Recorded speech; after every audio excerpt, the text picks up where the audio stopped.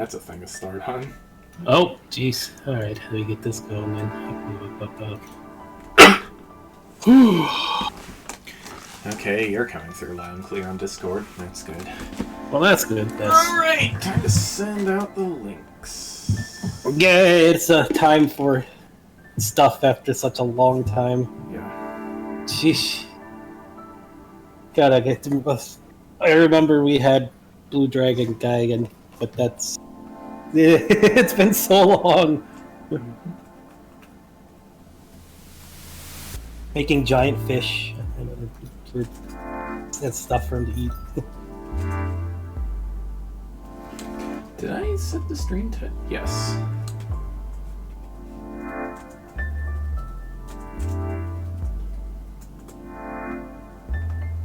Let's just put this around.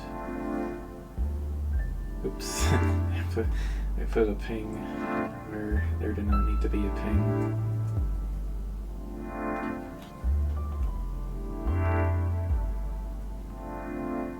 Whew.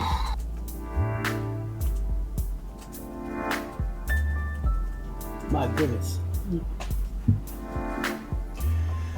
Alright. Okay, let me open up the agenda here. The first line on the agenda is howdy, howdy, howdy. So, howdy, Fox. Hey, I am here. We are a thing again. Yep, and I'm Surreal Canine. I am the GM for Trails of Creation. So, I'm one of the player right now. Yes. Yes. Unfortunately, we ended up having to part ways with Anoth. Not anything bad, really. He just doesn't... Well, he said he doesn't really have the time or energy for role-playing anymore. And honestly, I was gonna do this episode without him anyway, but with him having actually made the decision to leave, well, I guess we're parting ways a lot more peacefully than we could have been. So nobody go doxing him. You will have me to answer to. Yeah, there's not a reason for that. Yeah. Or it just happens. Anyway. Real life happens. I've been RPing for decades, and it happens even in real life stuff. Yeah, it's just kind of frustrating how long the game got held up, because we were kind of just we were waiting for Godot. The other half of Bastion was just like lost. Like, I don't know what's going on. There's this school. He did school stuff, but that's. Oh, jeez. But that's not going to be a thing all night. But the coughing. Yeah.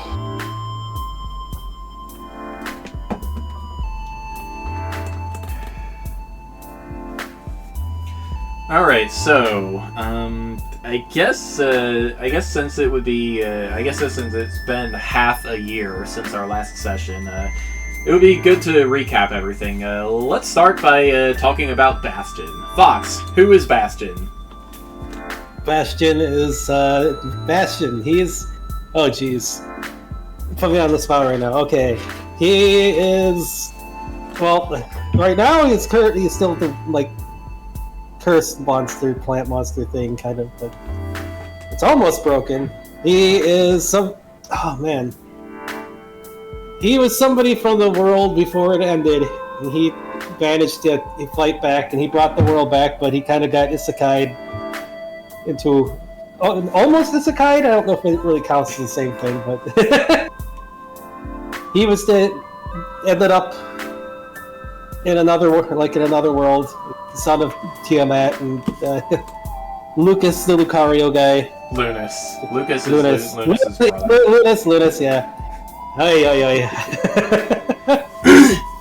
And he went back to check out his world where stuff was going bad, so he's been going around. His tiger stuff woke back up from the big, like the Riolu Lucario, and then he's been fighting to save the world and trying to take responsibility because the world is missing a lot of stuff, and he's trying to put it back together and recreate a lot of the things. And we got bad guys causing stuff, which is why there's the cursed monster, plant monster thing. And then weirdness, of course, with the nightmare and the weird bear and all that stuff. It's hard to describe just off the cuff everything went on like that. Then let me try. Bastion's original parents were Baihu and Byakuya Whitewind, a tiger couple who lived in a remote fishing village in the Old World. Baihu is actually the reincarnation of Byako, who has been super reincarnating for a couple thousand years now, trying to figure out how to destroy one of his ancient enemies, Chenpao, the Sword of Ruin. But Bastion was either not aware of this before the Isekai event, or he forgot about it, and he is just finding out about it now. So in his current, since he's a shapeshifter, it's hard to talk about default forms and all that, but he prefers to be, and you guys who have seen the Magnal series would notice, but he is an Anthrodisplacer tiger, 10 years old, or maybe, actually, I guess.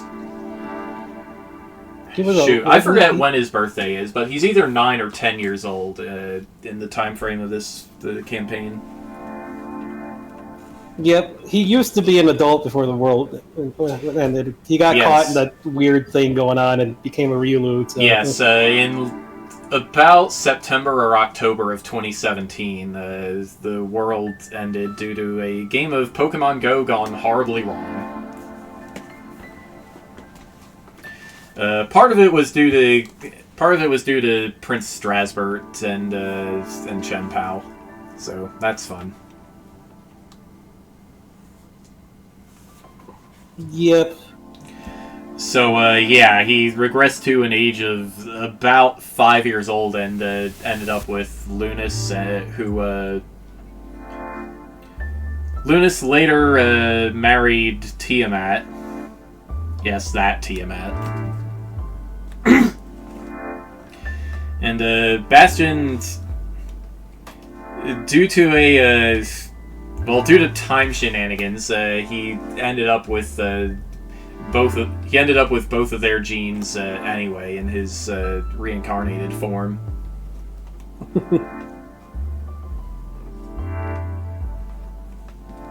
Yes. Well, I mean, Bastion also, when he had it for the little bit he had it, he liked the Anthro Dragon form, and that was finally woken up, but yes. That didn't get that. He didn't get much chance to work with that. Yeah. He also split himself, and he split off a form of his into half of himself that just stayed at the other world so he could keep going to school. Mm-hmm. So he could go adventure. That Bastion is the protagonist of Trails of Creation Gaiden, which is irrelevant right now. It's He's just waiting for news from his other half, yes. Yeah, so anyway, halfway through Season 2, Bastion and Dragomir, the other character, were captured by King Strasbert's science savants, and genetically modified into super... I don't know, just super demonic plant monster things.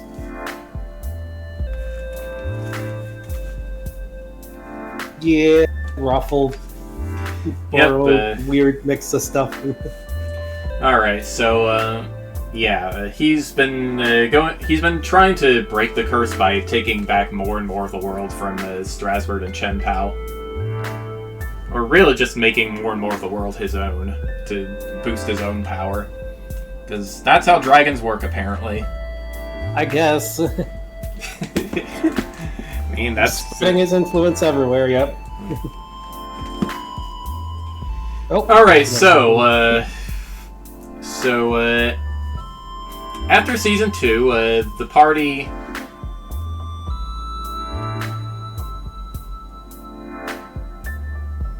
Right, after Season 2, the party more or less settled things in Monsteropolis.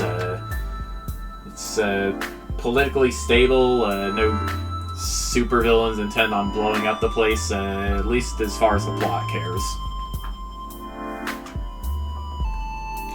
So with that in mind, Bastion, Dragomir, and Rufio decided to, number one, return to the Rooted Empire and free it from,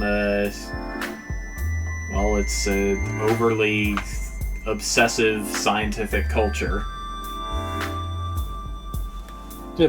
Just weird people having numbers instead of names and just oddity. Just bring freedom to the whatever you call that. Which it takes more than installing a fancy light. It takes more than installing a fancy light bulb to change the culture of an entire empire, but it's a work in progress. It's also just, I mean, they have the choice now to actually have more freedom. So yeah, gotta help with that. The roots of a blooming plant, so to speak.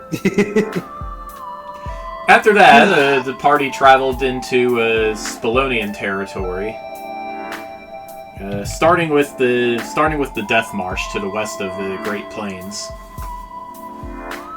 There, the party they encountered well, a lot of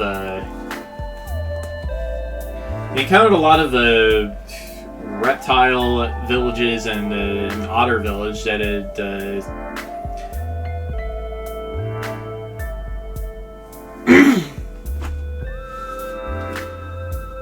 well, one, for the last couple of years they've been in a state of war against the Nagas, who were loyal to the Black Dragon who used to rule the area until Strasbourg killed her.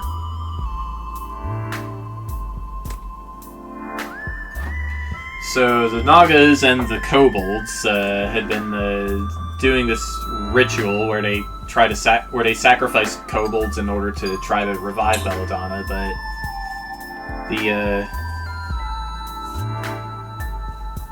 the whole thing was a ruse set up by Chen Pao to steal the kobold souls for who knows what. So they put a stop to that. Right, their initial goal was to find Inspector Ursula Arctos, the Bruin Ritter officer who disappeared in the area a couple weeks prior.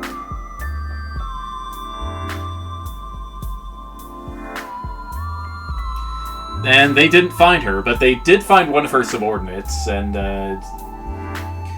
he stayed behind in the area to just keep an eye on things. They also repelled a skunk invasion by Mephis, the overlord of a netherworld called Stormspray, who also had his sights set on the dragon egg because he actually knew that it was that Chen Pao was behind it, and nobody in his netherworld cluster likes Chen Pao. So the otters just kind of got caught up in the crossfire. And skunked and then unskunked. And yep. So Bastion and friends smashed the egg that was being used as part of the sacrificial ritual. Resurrected a bunch of undead gators and turtles.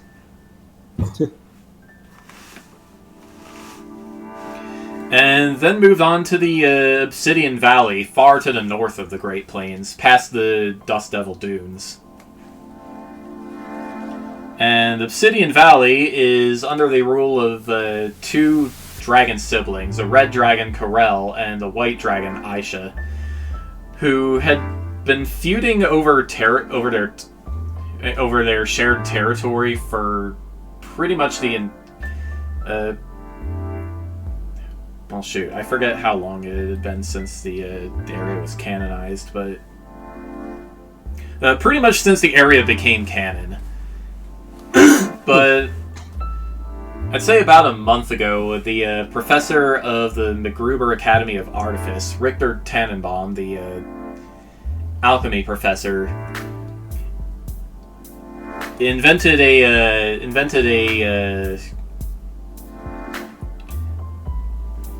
an eldritch gel that was meant to fuse them together to try to force them to stop fighting, but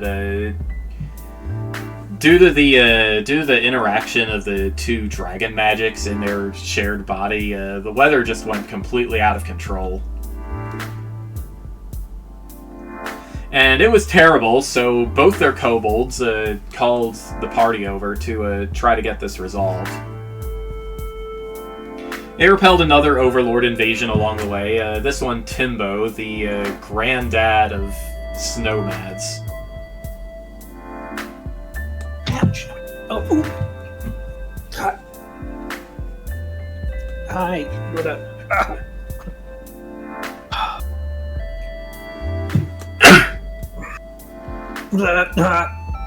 Please. So, after also resurrecting the professor, who had been eaten by the dragons... Actually, wait, no. The professor had one of his extra-dimensional tentacles locked up in a cabinet somewhere. And he respawned there after being eaten. Because that's how Valgrians work, I guess. Well, he was the same race as Gradius, wasn't he? Right, yes. He's a phoenix coyote thing, too. Yeah. You see, we do need this recap. Yep. Because I have no idea what I'm talking about half the time.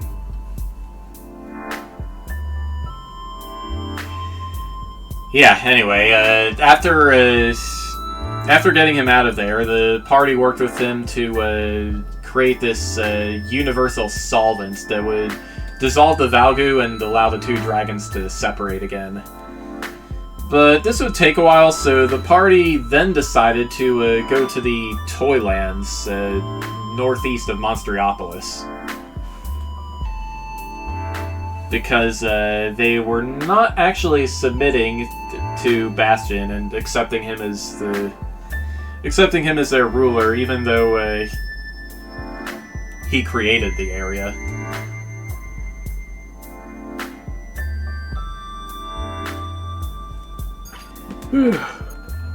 And along the way, the party ran into Baihu again, along with his old adventuring buddy Adel Soleil, who were inspecting a recently excavated wizard tower from the old world, like about 1,000 years old. And it was actually the wizard tower turned out to be the home of one of Baihu's friends from a previous life, who had disappeared mysteriously after they defeated the Dragon Lord, and well, it turned out that the Dragon Lord's orb, which allows whoever is attuned to it to just bend dragons to their will.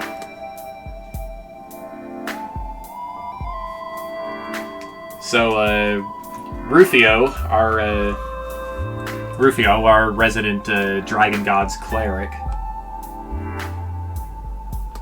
was having none of that, and he delivered it to the church to be smashed. And for that, Ryuka, his patron god, the Dragon God of Living Toys, decided to promote him to full-on dragonhood.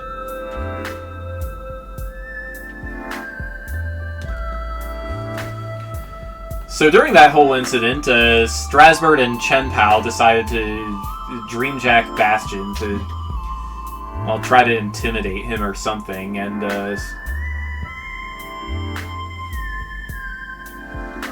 he ended up turning werebear in the process. Some figment of his personality awakened as like this dream bear being. and his name is Kodiak. Yep. Weird, like, Toon Logic Dream Bear thing. Yep. Every bear, because that's how Bastion rolls with that stuff. Yeah, so Dragomir had a dream sent him maybe by Infinity about an alchemical ritual he could do to also transform into a dragon. It's like everyone's going to be a dragon before Bastion at this point. Yeah, well, I guess technically he already is. It's just it got a curse thing or whatever. So yeah, and then later that day, Bastion flew over to the Toylands to make an announcement. The party checked out. Oh right, the party checked out Living City, which is the capital of the Toylands and ruled by a mimic queen.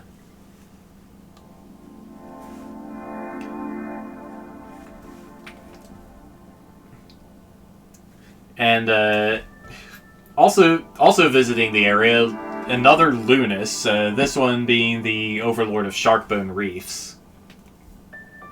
A Tanuki who always seems to end up getting stuck in fights to the death against Overlords and stealing their territory. And that was the case for the Mimic Queen. His living tail just straight up ate her, and well, Lunas had a bad time because of that, but Bastion helped him out with that too.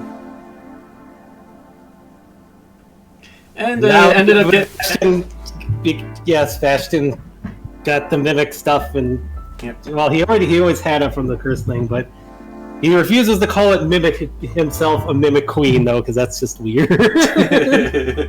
Like, nope.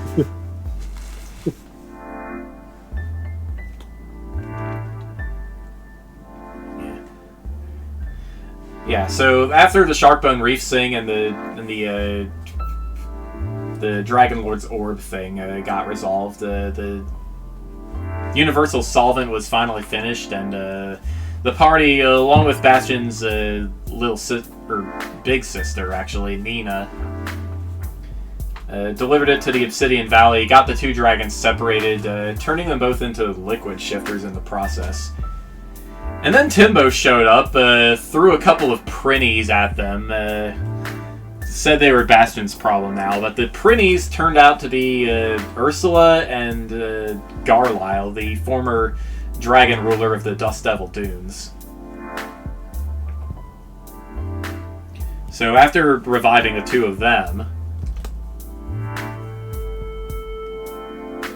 they had a chat, and Ursula believes that Chen Pao is planning to invade Snowmans, or Snowmads, not Snowmans.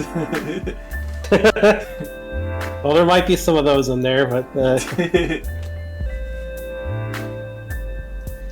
So yeah, invading Snowmads. She doesn't know when, but based on the activity around the Fractal Edge, Chen Pao's Netherworld Fortress, she thinks it's going to happen sometime pretty soon. And she was going to tell Timbo that, but Timbo thought she was, like, actually trying to invade Snowmads. And just took her out pretty quickly and just threw her at the party, like I said before. So, in order to get the lay of the land and prepare for the invasion, Bastion and Dragomir hitched a ride with Timbo and Aisha back to Snowmads, and they have now arrived in the Bird, which is a floating glacier town orbiting. Well, I guess a floating iceberg town, actually, in orbit around Snowmads.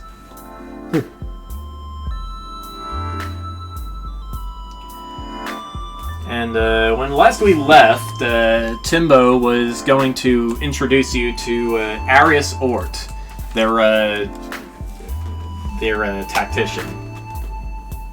I see. I know we still haven't met Yuki yet. And then they've got other stuff. Oh yeah, I got to mention Bastion is like a king now because eating the Yes, evil Bastion- green dragon. Yeah, Bastion took some late in season 2. Bastion took some territory from a green dragon, and he crowned himself king of the Kukupo Empire. Well, he didn't exactly crown himself. That's what everyone's like, "Hey, you get to be king now," and he's like, "Okay, Yeah, I guess." I guess that's true.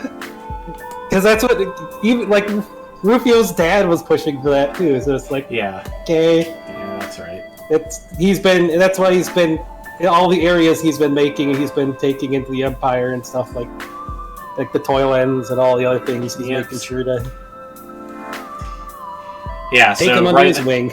Yeah, so right now, the Kukupo Empire consists of the Great Forest of Kukupo, the Toylands, and the Bear Claw Lakes, which are north of the Great Forest. Yeah. And he's got 2 allies, or 3 allies actually. There's Monsteriopolis to the southwest, or to the southeast. Sassenfras to the south, which used to be disputed territory between Spallone and Monsteriopolis, but after Tiana, the Archfey, decided to actually assert herself, they've been able to gain some independence. Yep. And finally, Obsidian Valley is now also allied with Kukupo. Yeah, I don't know what other areas that he had created because I know he was going around filling in stuff, but they were not like important areas, I guess.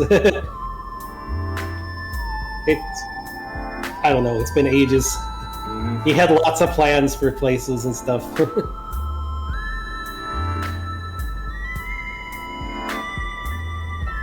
Cold places, desert places, all that kind of stuff. And it's been ages. I'll have to try to remember what all those were that he was wanting to make. But I have them. Let me paste them in the chat. Let's see. This one is already a thing. You know, the other things there, though, is that he had like one last thing hanging on, keeping the curse on there to make up his dragon form. Yeah, all of the all of the locks are unlocked. It's just he needs one last push from something. Yep. He's pretty much made the plant monster thing his own thing too. So, no, that's the other thing. They had learned about that the part of the Sword of Ruin was used in the curse on him. So it's part of him. So he's trying to take that. So he's working to take that over as his own thing. It's like, nope, it's mine now. The Sword of the Sword of Ruin, Chen Pao, is both a demon and a living weapon. It's like like the Infernal Treasures or something. Mm-hmm. And it has the power to, number one, to manipulate ice and snow, and to freeze anything and absorb all their mana.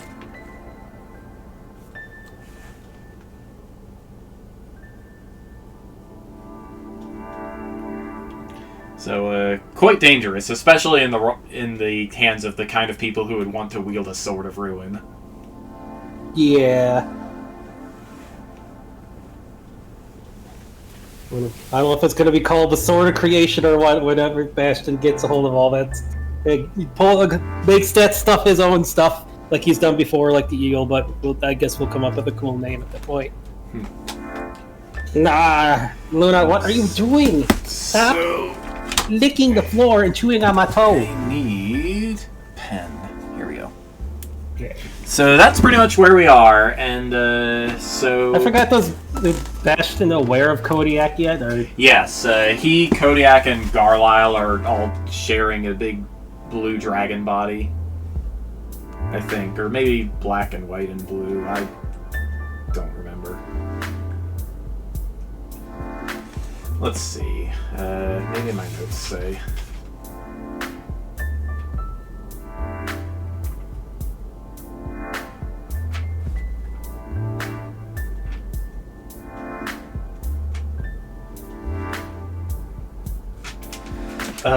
It doesn't say what you were, but yeah, I'm gonna assume some kind of dragon.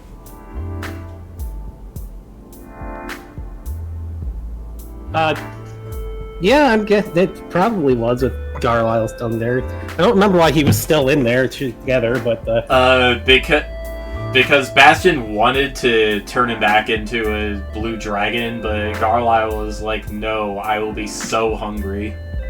yeah, because that's why they made the giant fish and stuff. Yep, giant fish, camel cows, all stuff for the desert for when Carlisle is ready to take over the place again. Because as of now, it's still Spalonian territory.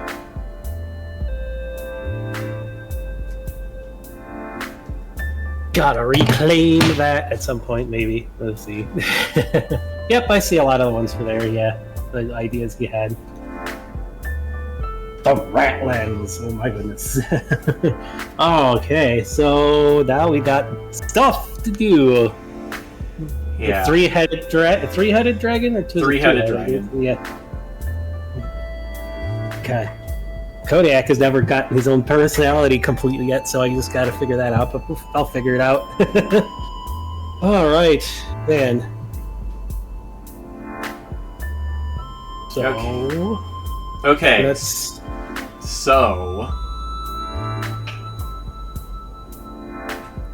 So Timbo leads you through the market streets, and you eventually come into a big lodge type building, with a very iced over roof and snow on the front steps and all that. Inside though, it's actually quite warm. You can see a bunch of hardwood and ivory furniture upholstered with furs, like. Not only mammoth furs, but also like snow leopards, probably goats, bears. Oh, geez, this is incredibly awkward. Well, I guess there's wild demon animals out there that's gonna do things, cause stuff. Yep, if you look closely, all of the furs have little horns on their heads. Quite the theming there. Yeah, and there is a fire blazing in the fireplace right now, and there seems to be an animate moose head trophy mounted on the wall that looks over at you as the three of you walk in. Oh man, it's like something out of a cartoon. Oh, like a haunted place in a cartoon. As long as I don't all start singing. What did I just do with my dice? Big mouth, Billy Moose. That's what I have to say.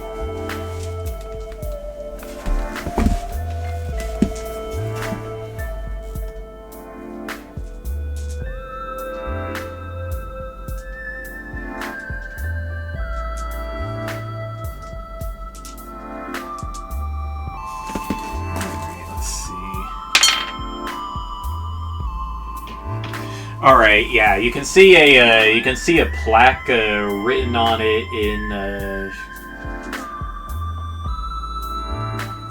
well, whatever the heck language is actually spoken in Disgaea. You don't recognize the script. Huh. But you do know that if you walked over and ran your paw over the inscription, you could probably find out what it said. Because that magic still seems to be part of you.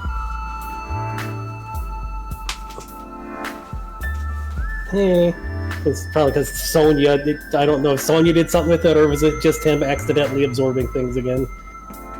Okay, sweetie? Oh, you got some stuff. Oh, is your tooth hurting again?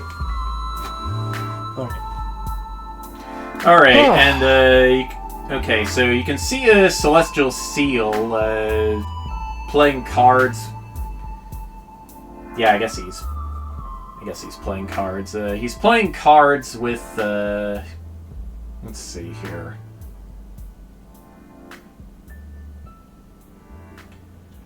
Oh, let's say a white wolf and a polar bear. Over at one of the tables.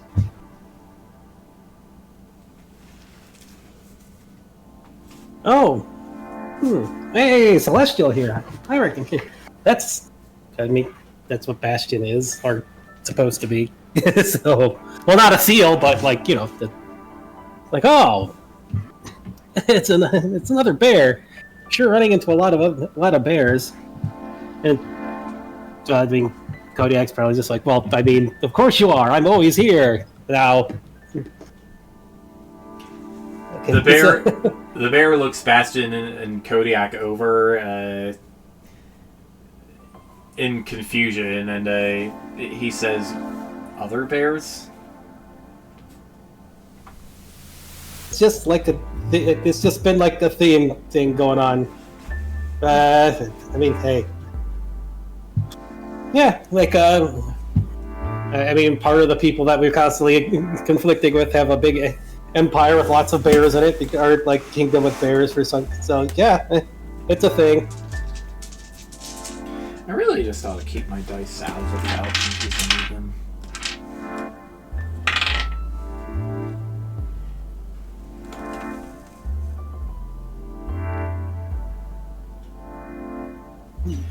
Alright, so, Timbo looks at the seal's hand, and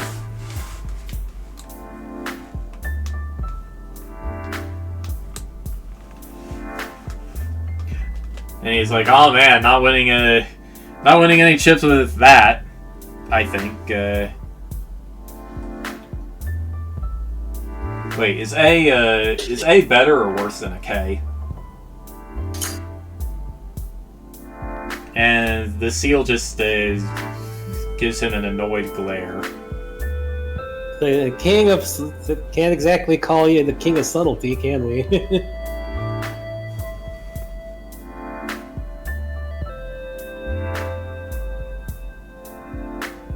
Man, lots of furs and pelts around here.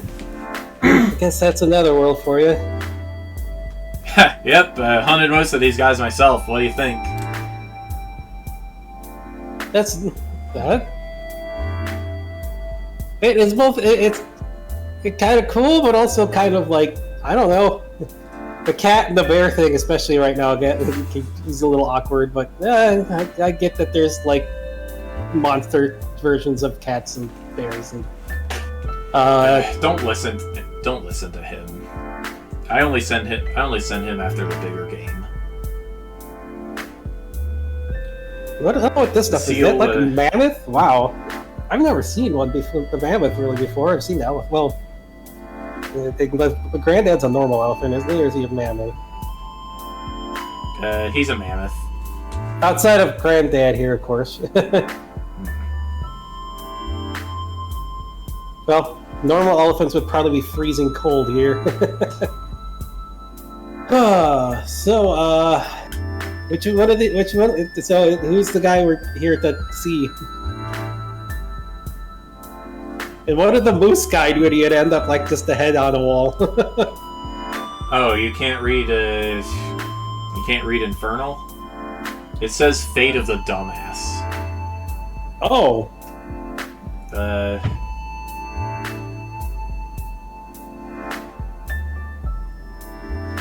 And the moose scowls at Arius and Timbo when he says that. Yeah, I was studying Celestial in school, but no, I didn't really know Infernal. I could probably read it if I put a claw on it or something, but geez, that could be quite a thing to end up like that. Huh? A magician? I'm not a magician. I'm more of a I don't know. Well, I guess yeah, I got magic because of dragon stuff, but not like mage. I kind of absorbed a magical thing that let me understand stuff. Or the mad science lady, like, merged it with me or something. I have no idea.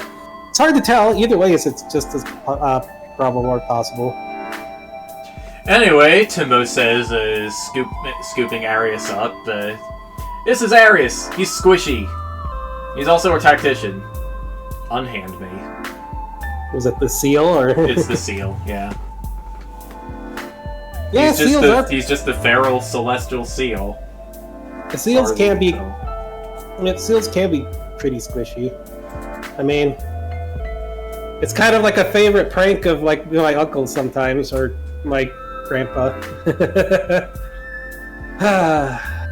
I said unhand me, and a burst of flame explodes in front of Timbo's face, and he staggers and drops Arius right on your foot, actually. And she's squishy, so that doesn't hurt. But huh? Wait, you're like a goo style seal? No, I am not. Oh, okay.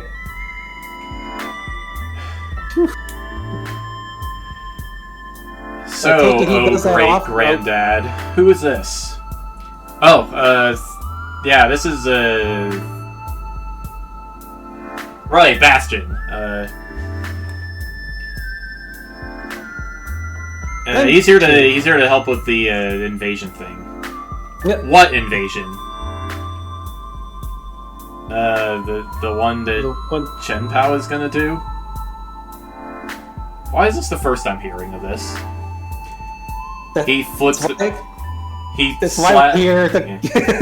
Arius slaps the card table with his feet, just kind of knocking it over. The two demons are like, "Oh man, you want us to hold your chips? Do what you want. I don't care." Yeah, the big reason we came here was to give you a heads up because we just learned about it. And that guy's really bad news, I swear.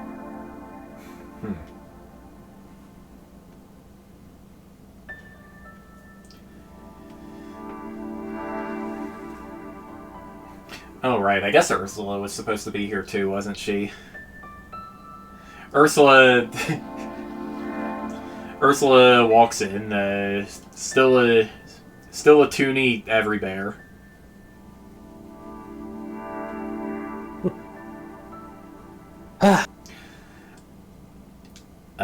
Is this the lodge?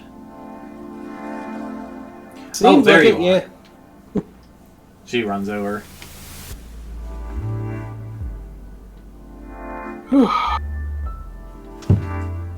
Yep, this is the guy we're here to see, Mr. Seal here.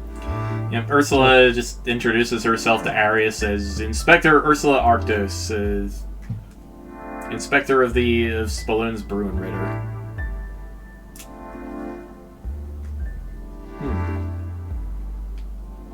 I see. I've heard of you.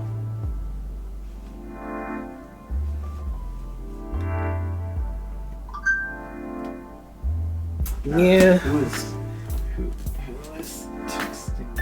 It's drawing stuff.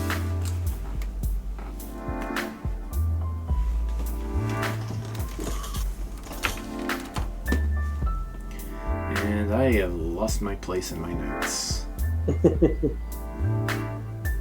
Yeah, there's no telling what he's planning to do with the invasion here. I mean, he's definitely gathering people's like souls and stuff or something, which I'm guessing is just to make more printies and army stuff or whatever in his. How the heck he got another world? Sheesh. As far as any of us can tell, he made it from his own mana. Let's see. Do we have notes on this too? From his own mana? I guess Dad's little plan to do stuff kind of must have backfired there if you just used it for that. Yeah, so he's an enemy of your family then. Yeah, my dad and him have been rivals for a long time, I guess.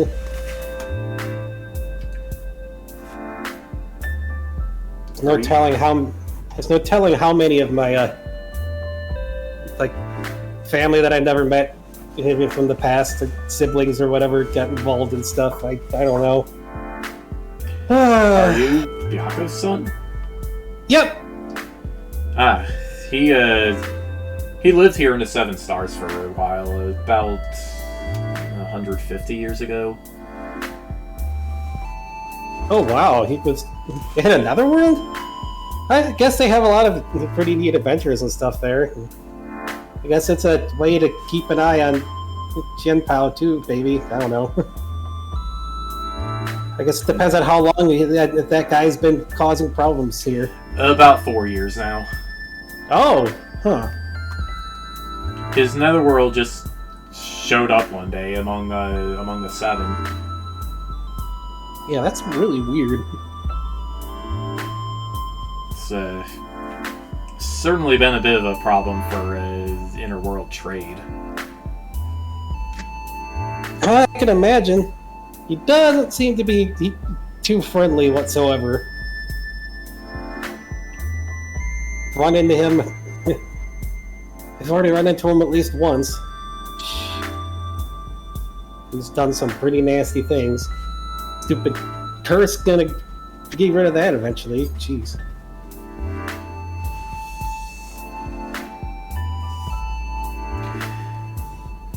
Alright, so if we want to plan to counter this invasion, we need to know their forces, their capabilities, and their intentions. Right. You got any spies out there or something? Unfortunately, the current administration does not do such unbadass things as spying.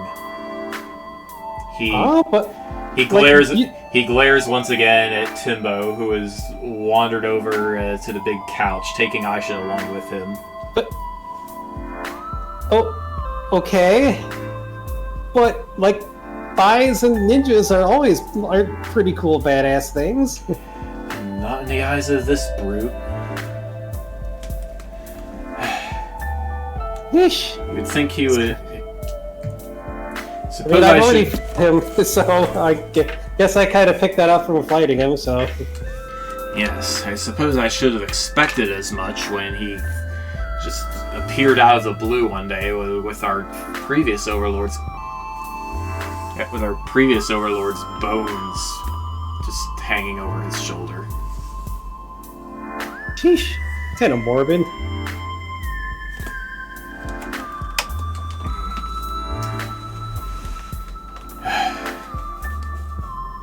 So then how do we get all about finding this kind of stuff? It's like, I can check some people's dreams, but that doesn't really guarantee a lot of stuff.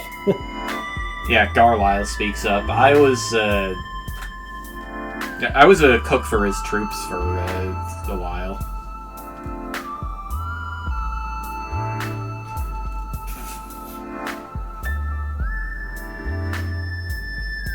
Right, so, you got any info from that we could use then, or? Yeah, let's see.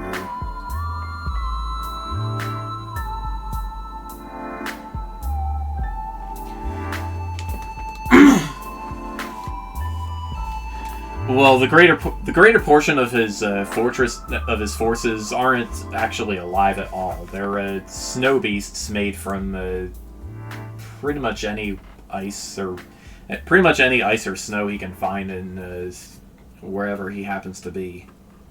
Oh, well, that sounds like a big problem if he invades here. Seems to be everywhere here. As a matter of fact,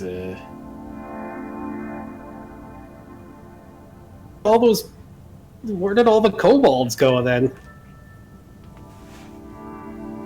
a lot of his printies are kobolds or Spolonians. A lot of Spolonians? What the heck? Yeah, Well, let's just say I've heard a couple of stories about some of his political rivals being ambushed at night. Is that why Is that why Strasbourg That's what has so happened. much support? That's what happened to me. Yeah, so is that why Strasbourg has so much support back there, and the people who just don't support him vanish?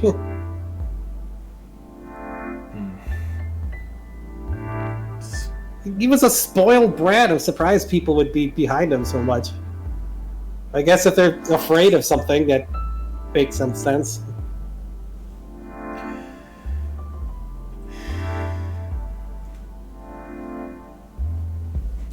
Well, let's just say Chancellor Powell works hard to maintain a good reputation.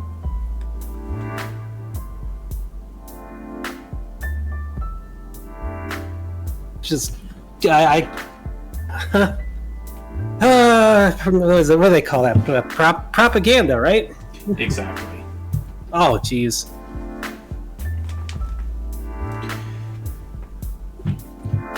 See, now that's the stuff that isn't really cool at all. Yeah.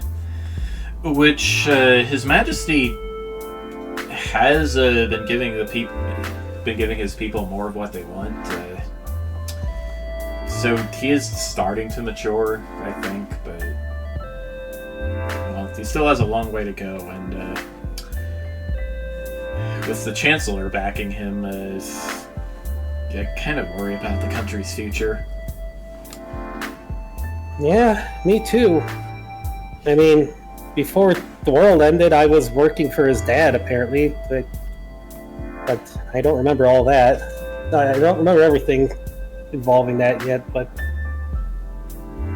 I wonder if the stuff that we saw is true. I get the suspicions about what happened to his dad there. It's just... I mean, I guess if you get a spoiled brat and somebody willing to influence him who's got power, that's a bad combination. What I'm interested in, and actually this is what got me killed, is why is he trying so hard to keep his brother a secret? His brother? Yeah, if you ask the right people, you'll hear rumors that Strasbourg used to have a brother whose name was Machias. Of course, when asked His Majesty about it directly, he denied any knowledge, but that's a name we heard before. Yeah, well, it wasn't long after that I found myself being attacked by snow beasts. Well, that sure isn't suspicious at all. I mean, if you're trying to stop, like, hey, if you're saying it's nothing, going and attacking somebody just kind of makes it seem like, hey, yeah, there's definitely something there. I mean, I haven't been a king for that long, but it's just not a good move to be doing that kind of thing. Sheesh. Dragomir shakes his head. And the fact that they covered it up.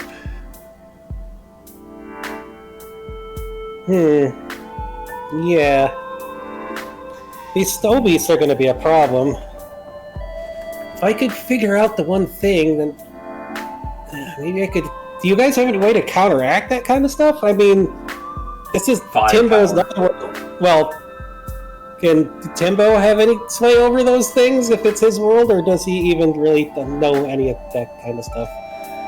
Oh, he can breathe ice. He can breathe ice and fire from his trunk, make ice spikes when he stomps and such. But oh, that's a skill from that was a broken skill from Elden Ring. Like, huh? From what? It's a game. You'll see it, I think. I saw it in a dream once. Maybe it's not a thing. I don't know. Kodiak's just being weird. The others appeared confused by this. I'm confused too. Kodiak is... I mean... I mean, you could thank Strasbourg and Shenpao for both Kodiak here and stupid plant monster curse I'm trying to finally break. But so if you could just turn a whole bunch of stuff into that, that's a problem.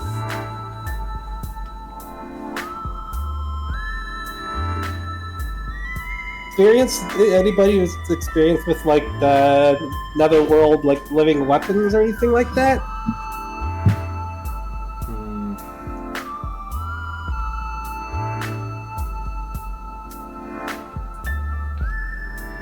Perhaps the Scholars of Sealed Sanctum could, or one of the spiders. But good luck getting any of them to cooperate. Oh, spiders? Well, I got a spider form, but I don't know if that would help there. Sealed Sanctum, huh? It's just... Yes, that's the netherworld I came from. Huh. It's a beachside monastery with well, the best magical library in the cluster. I'm just thinking because, well, the shattered part of the Shenpao, part of the Sword of Ruin was used to, well, for the curse, the body I got right now or whatever. If that's the case, couldn't you make your own snow beasts? I don't know. That's why I was asking if anybody knows that stuff. Because I just learned that I have that in me, and I want to try to, like... That's how he's been able to get into my dreams and, like, make me go all feral sometimes, I guess. So I was trying to figure out how to basically steal it from him and make it my own stuff. And that's what I was thinking. Maybe it could help counteract it? The Snow Beast things? But I don't know. I mean, I know about smithing, but I'm not, like... I could ask my Goosesmith master, but I don't know if he has any experience with that kind of thing. As much as I loathe to even think about him, I think the Sanctum's Overlord might know a way to tap into that potential. Sealed Sanctum? Okay. Oh yeah, Gale! He's great. I don't know who that is, but hey!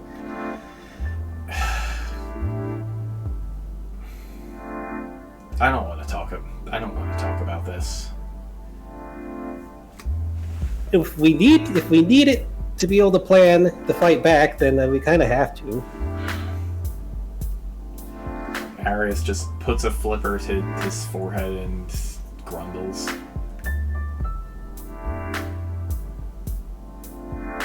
I mean, sometimes we just gotta work with what we don't like. I mean, I'm making the stupid plant monster thing my own, and I've been having to deal with that.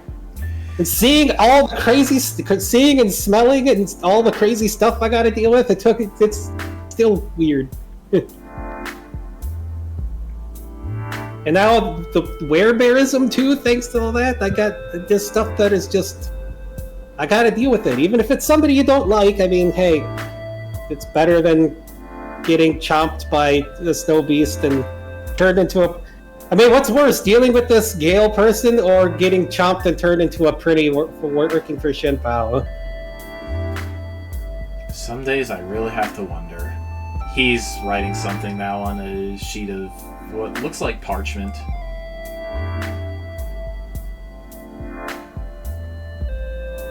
Yeah, if I can get that slip... Based on the Celestial script, you think it's a letter of introduction.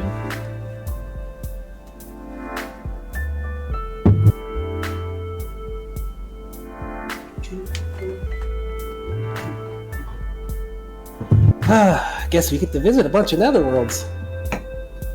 Oh, well, I love doing this kind of stuff, although right now it's kind of for more important things. I probably did this stuff all the time before the world ended, before I was adventuring with Adele all the time. I wonder what my dad did here. Well, I guess we gotta move pretty quick anyways.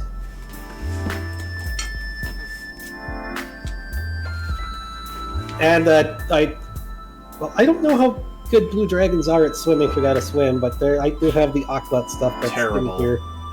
I have no idea how to swim. Oh, I do. Maybe the aqua stuff will come out. I don't know. I don't know how that works. Orchid dragon.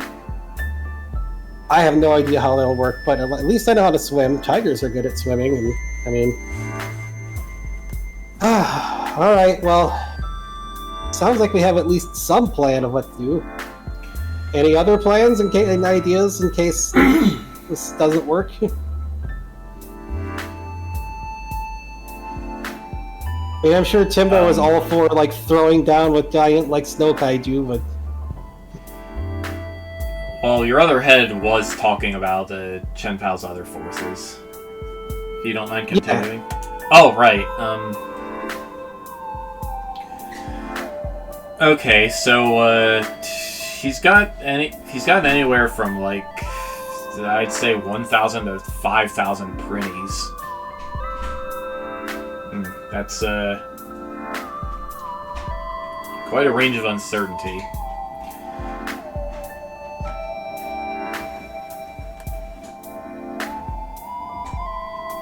Yeah, yeah, sorry. I actually got put on pirate duty for a while, so.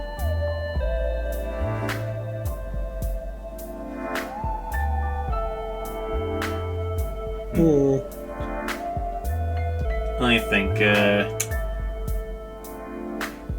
Ursula chimes in with, I know he's been experimenting with some kind of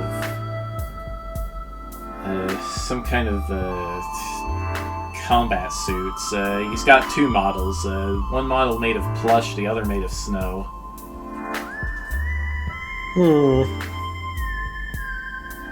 Plush suit. Well, you got Rufio was more of an expert on that kind of thing. There's also, I wonder if he was using the same type of stuff that Sonya's people were working on, but it was weird on Prinnies too. I guess if he attacks with Prinnies, it's kind of providing ammunition to take out the Snow Beast by whipping Prinnies at them, but... That's true, assuming he brings the Prinnies at all. True. Or lets them onto the ground, for that matter. He'll definitely be arriving via airship rather than the dimensional gate.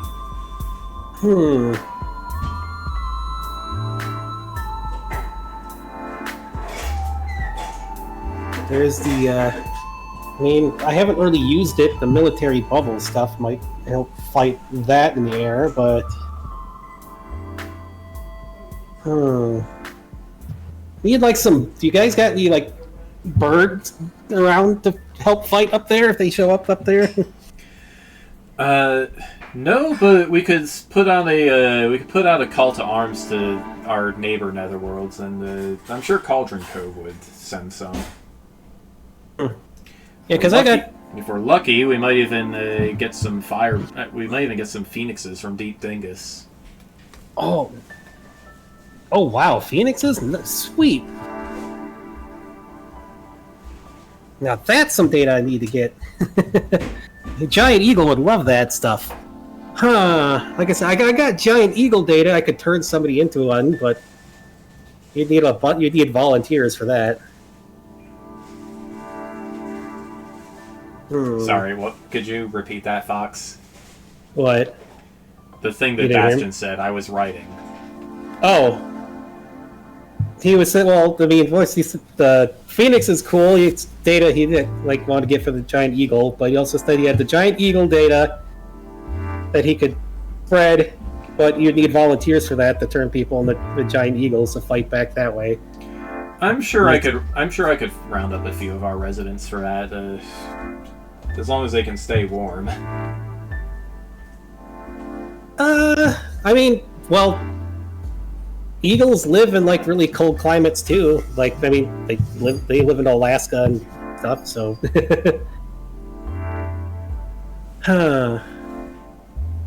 I did eat a Firestone. I might be able to use a little stuff to add to him to keep him warm. Of course, if I get a hold of Phoenix data, then that would help as well. But yeah, I'm sure they'd be fine. The eagle, eagles do live in cold places. Look out! Look, Luna, stop licking the floor. Okay. As for the individual shapes of his snow beasts, from what I've seen, he prefers 4 shapes in particular: bears, wolves, seals, and kame-itachi. That's for who was that again? That was Ursula. That's who prefers those forms? Chen Pao. Oh, huh. Chen Pao likes bears, huh? Well, obviously... I can only assume Strasbourg rubbed off on him some. I mean... Codex, well, I mean... I came from that stuff, so hey... Obviously... Well, it's mostly Strasbourg. Why would Strasbourg try to turn you into a bear after he already made you a curse thing? And why he like the heroic toonish bear thing anyways? That's... Where did that come from? Codex like, I have no idea.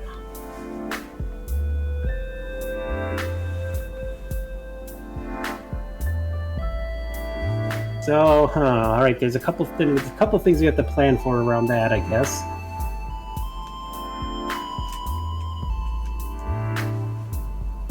And yes, looking up, there are both golden. There's golden eagles, bald eagles, all live in the Arctic. So, cold birds. Do birds get flu? Yeah, you add more floof, make floofy birds. Yes, well, given Overlord Scale's personality, he may be willing to speak with you regardless of who you are, but he rolls up the parchment and hands it to you. Here. All right. If you read him this, he may actually understand how dire the situation is. I'll put out the call to arms for the other 5 netherworlds myself. All right. Well, hopefully it'll be enough for whatever the heck he's planning. I mean, my best guess is because it's an icy place, he's adding more power to him if he takes this place over. That would be my working assumption as well. In that case, let me see.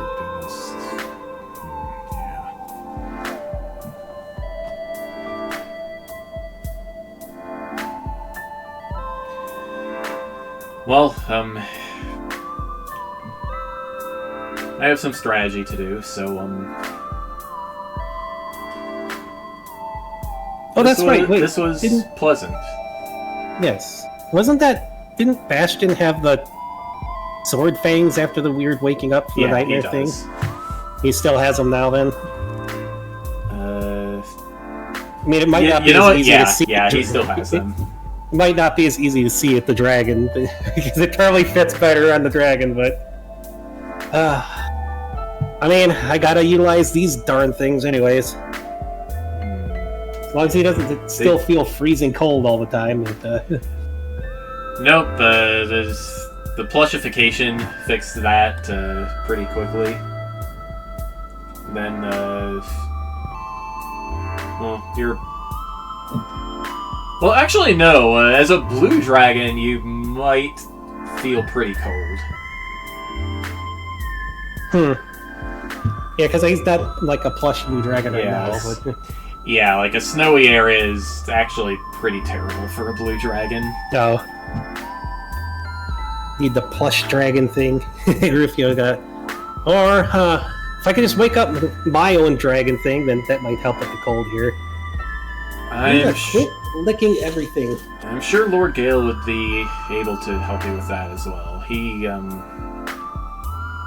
His methods are unorthodox, but I can't deny that they are effective. Alright, definitely sounds like a plan. If we're cold now, well, I mean, Bastion can always add fluff to the blue dragon there. Indeed he can. So he will add some fluff to help with the warm. That's much better. Whew. Yeah, ever since those sword things appeared, it was pretty he's freezing cold at first, but he stretches. I could get used to this. Yeah, well, hey, if you come back all dragony, we can give you fluff. Although, I guess in the desert it might not be as good, but yeah, yeah. All right, so it sounds like we got our goal. Mm-hmm. Kodiak's like, but wait, there's one thing I need to do, and he's just gonna go over to like one of the demon bear pelts and go, just touch it and go, yoink! Add more to the every bear. You can practically see the question mark popping up over the bear's head as you do so, or maybe one literally does because toon logic. He was. I guess I was thinking about the demon bear pelt too, but I guess he would touch the other dude. Sure, why not? Oh, right. Toon logic. I mean, it's just. I mean, the toon logic would do something silly like that, so I guess. Yeah, sorry. I mean, he's my werebear thing. I don't know how that all works, but it's, I guess, just different logic and, I don't know, personality? I don't get it, but he's only out right now because we got the 3 heads. What? I'm just adding more to the every bear. You wanted to make the every bear. We both wanted to make the every bear better. So more bear is better bear. Can't bear not having bears. Bear, the sad bears. Please leave before you give me an even worse headache. Sorry, it's just I don't know. It's the Tootie thing, I think. All right. Well, we have our goal. Let's head out and get to it. Oh, wait, hold up. Aisha says, jerking Timbo's head over to the side because her head is still attached to his trunk. All that talk about Snow Beast reminds me. There's actually I actually saw a Kami-Itachi skulking around the Obsidian Valley for a while. Really? Yeah. I mean, we ran into Jinpao up there, but it wasn't him, was it? No. It was a small one. Oh. Well, smaller. That's kind of strange. I wonder what they were doing out there. Mostly hunting, it seemed like. I lost a couple of kobolds to them, but... Oh. Wait, everything's got to eat, I guess. Wait, what style of Kami-Itachi? Like... Hold up.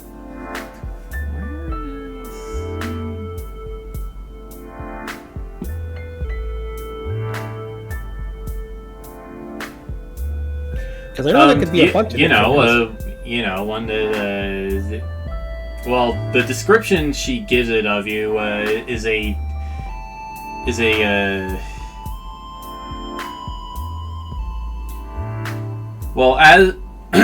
she talks about a weasel, weasel tiger-like creature with little ice crystals embedded in its fur and big sword teeth like the ones you have now. Oh, jeez. That sounds exactly like the Chancellor, except for the part where she is on it's on 4 legs. Isn't the Chancellor more like Jinpao, more like leopard instead of tiger too, or? I don't know. I mean, I don't know, the one that they actually look like. The base one is like still leopard based, kind of. So. Yeah, I guess more leopard then. That's weird. That sounds like the Chancellor practically. That's what I said. But it's not him? And the same type of teeth? No, this one's been hanging out around East Mountain for years. That's weird. Yeah. Although given it's actually made of snow, I don't know if it will survive the whole thing with me and Carell. Oh no. Well, how long is it going to take us to get to like the monastery place to find Gale? Because that also sounds like something to check out real quick. Because at least if that's just like the Chancellor, then the data from that might help you out too. Our ships should have you. Or actually, if you're the only one going, we should have you that you can take our dimensional gate to get there pretty much instantly. Okay. Just have to make sure Granddad didn't break it. Well, that's for the operator. Okay. Well, if you're worried that thing might not survive the changes that we just did,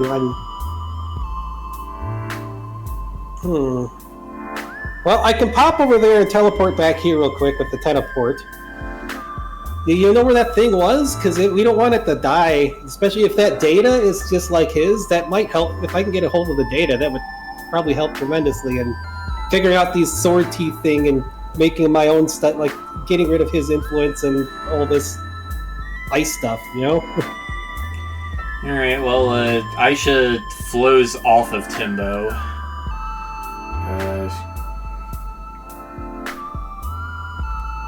Comically leaving him covered in dragon scales. And, I'll go with you. I have a rough idea where its den is. Alright. Well, let's hurry and get that done then. I definitely gotta... Alrighty. Well, let's hurry. That way we can get over to this Gale person fast. Hopefully the thing's okay and we can still I can get the data over there. I don't know what other data would be helpful. I don't need to get turned into any more weird stuff. Like, jeez. Kodiak's is like, what, like a mammoth with the two trunks that are like me? And like, nope, don't even say that. Nope, that's just weird. Let's go, hurry. It's like, what? It was kind of funny over there with him. No, let's go. Luna, please stop chewing on my foot. Do you need something? Luna, she's a puppy. That's what she is. I gotta refill my water, so... Okay. Luna, Alright, time to take what are you doing, you brat? Do you need something? What do you need? You need out? I'm not playing right now. I played with you before we started. You can wait till after the stream to play. Chew on my foot.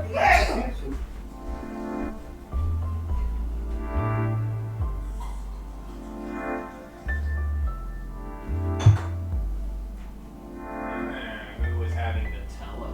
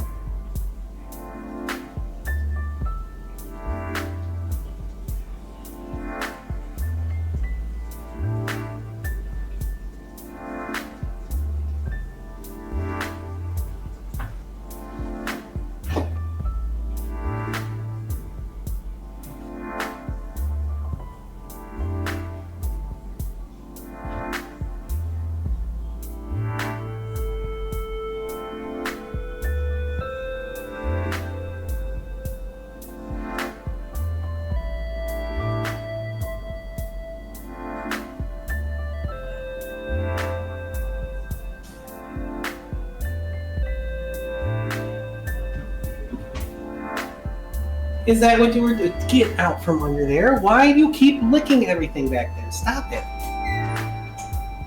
It's disgusting. Quit licking both the floor and the desk. What's the problem? Yeah, water.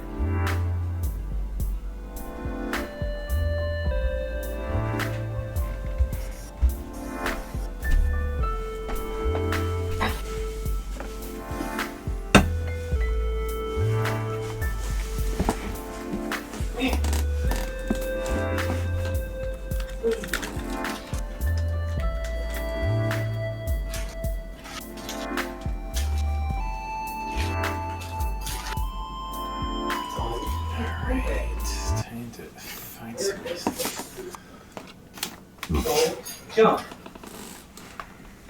No jumping. No jumping. Here. Puppy. Luna, calm down. Yeah, so this is for you. No.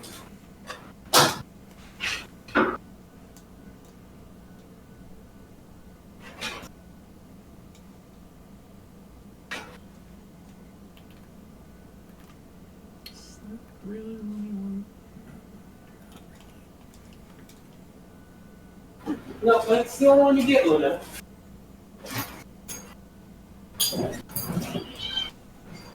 Kittens, you don't need a rawhide. You look so offended I did not give you a rawhide. Kittens don't get rawhides. Boy, there we go. Distract the puppy. Alrighty, I'm back.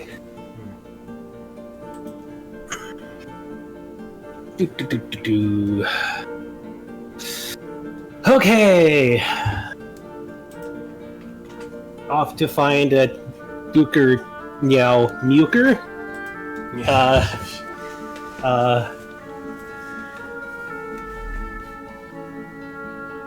Cat.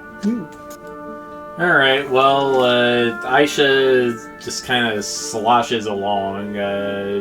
Looks like she... Somehow in the span of your conversation, she must have gotten super drunk off of whatever Timbo was drinking. Oh no. You gonna be okay there? She splashes onto you and Kodiak. Whoops, sorry.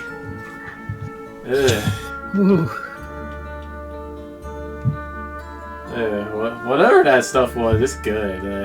I gotta get some of that for home. Especially if it can make a dragon drunk. Yeah, that's some stuff. Right. Let's go. If this was a JRPG, you'd be in trouble for drinking underage.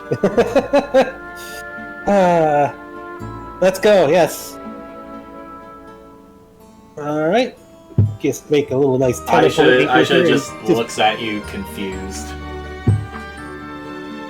It's like a trope, a silly thing in like video game and fiction. I'm 22. In what country is that underage? I thought she was a teenager. Like, wasn't she a teenager, or no. Just teenage equivalent of a dragon? I thought they were slightly old. I thought they were slightly older than Bastion. No, they're both early. No, they're both early 20s. Oh, okay. All right.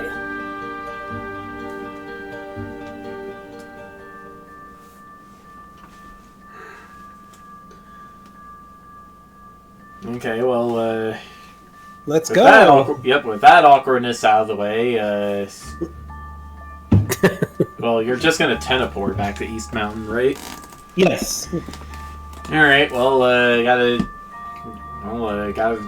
grab the drunk goo dragon and, well, when you unteleport back in East Mountain, she's melted onto you again. Oh, jeez. Feel a little loopy yourself. You might want to get off. Oh, yeah. How'd that happen? Sloop. Yeah, I don't need to get all loopy drunk too.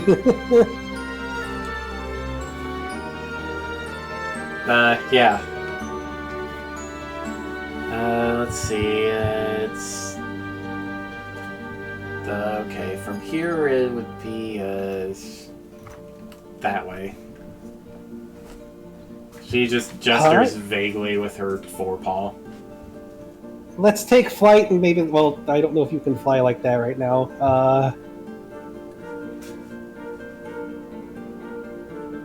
Well, I can try, and she takes flight. Okay, let's take flight then.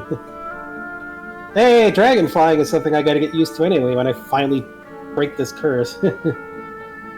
Well, outside of anthro dragon flying. Not like Flygon dragonfly. Like, you know, whatever, let's go.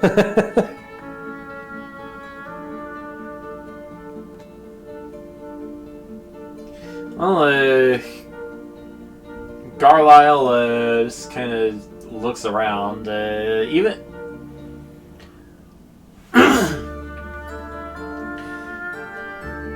am I saying? Yeah, Carlisle looks around at the Obsidian Valley weather again as you fly after Aisha, who, in spite of swerving and veering back and forth, is somehow managing to stay aloft. Until she crashes with a big gooey splat near a cave. Is this where we're supposed to be going, or did you just need a break? Her head peeks up out of the puddle. Yep. Oh, jeez. All right. Well, hopefully I can. Well, I should be able to fit in there like this. Yeah, hopefully. your teeth are resonating with something. Well, this certainly feels strange.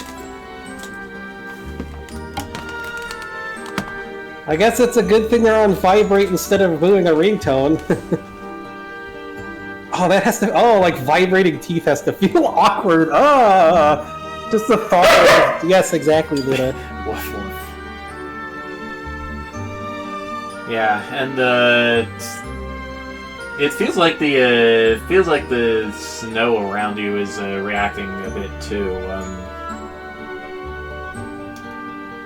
There isn't enough snow right now for anything to happen to it, but you can feel your magic going out into the snow around.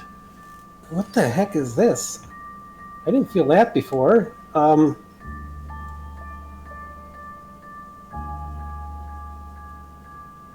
Is the snow from... I hope this isn't the snow, is just... Okay, well, let's investigate the snow, let's see. Hopefully this isn't like the Kamiatachi, just what's left of her. Hopefully the cave's cold enough for him. Oh, this is weird.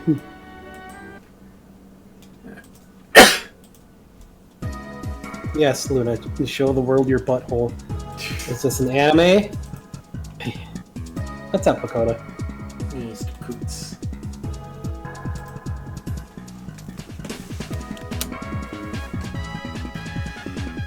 All right. Well, as you investigate a pile of snow, it forms up into a wolf-like shape, and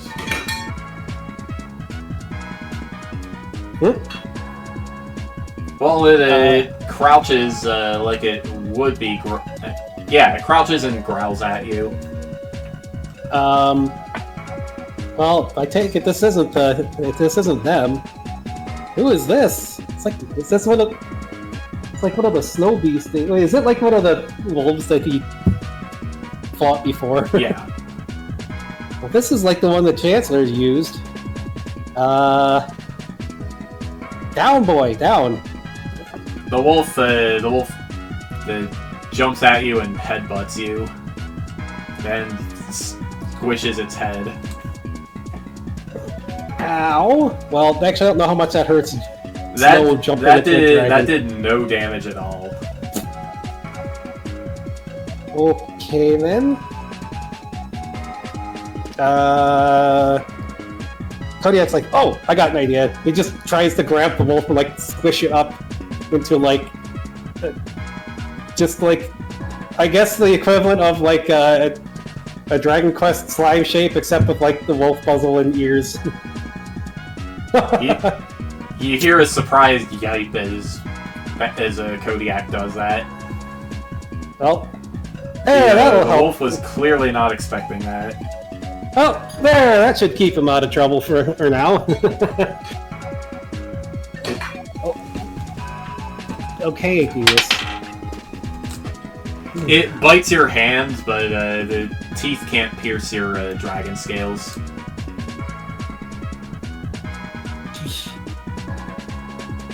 Man, not exactly a friendly fellow, are ya?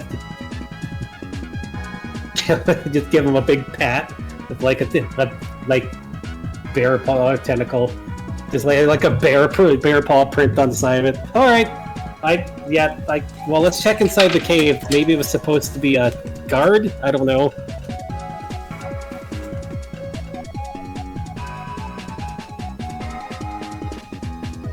Luna, calm down. Okay, I get it. Yes. Okay. 1 second. 1 second, Halanshi. Go. Yeah.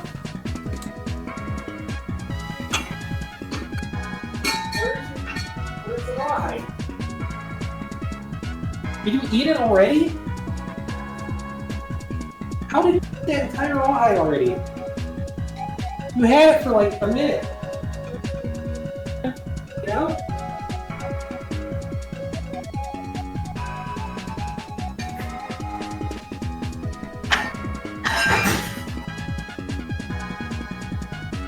Jeez, how did you eat the whole thing? Did she steal yours too? Did Luna steal your rawhide, Mish? You're gone? How can they be gone already? Alright, I know you want one. I'll get you one. Hold on. Who the heck did you eat those already?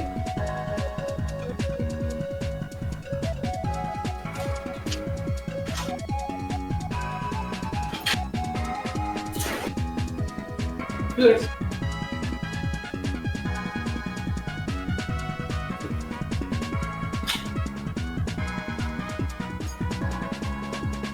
Did she steal yours? It was supposed to last a while.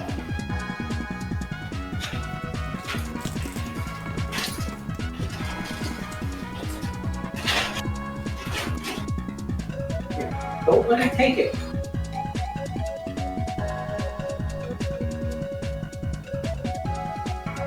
Don't let her steal it from you. Okay. Alright. I am back. She has been out and... Maybe she inhaled both hers and Mishka's rawhide in like 2 minutes. What the heck? Doge, please.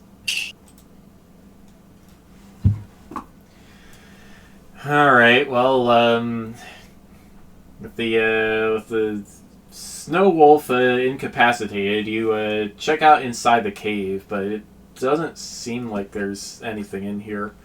Or like there's been anything in here in a while.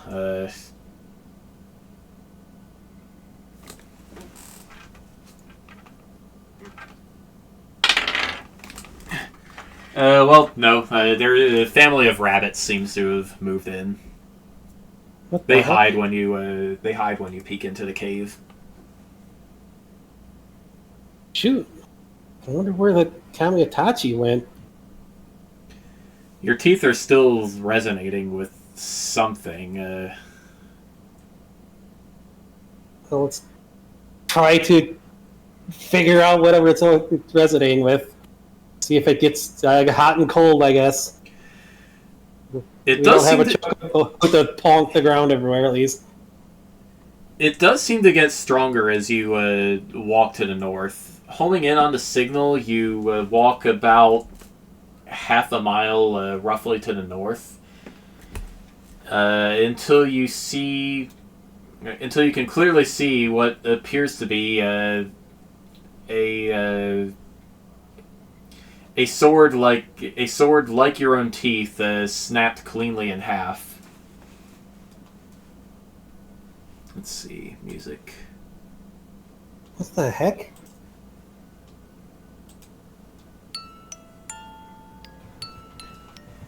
The sword has a very weak magic signature. You can tell it's alive, but just barely.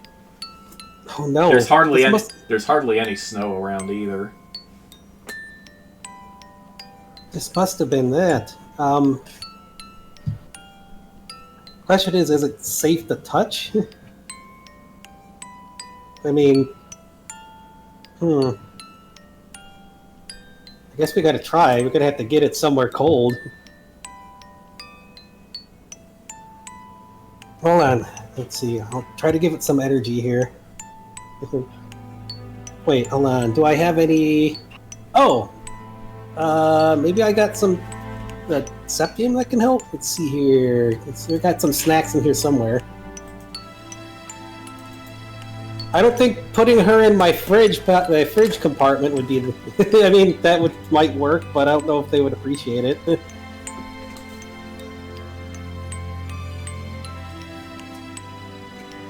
Is that what you're doing? You're gonna pick it up and put it in your pouch? Well, we need to make sure it's safe to touch the thing. Although, I mean, it's been safe for him to touch. What will you do? Well, he was looking to see if he had any of his septium stacks that would work towards like the ice or water stuff, maybe. But I don't know. Try to get some energy to him. You have some Sephiral chunks. All right. Try put some there with the sword to see if that on them if that helps at all.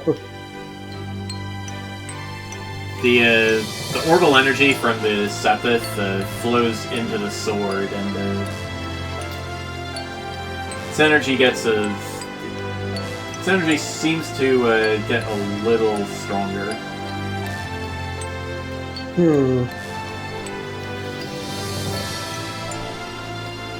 Let's see here. Are there any dragon spells that can create some ice and snow? Well, Aisha probably... Oh wait, I got the white dragon stuff. Hold on.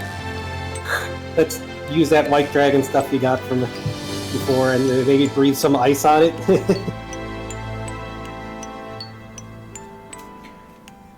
Alright, well, you surround the,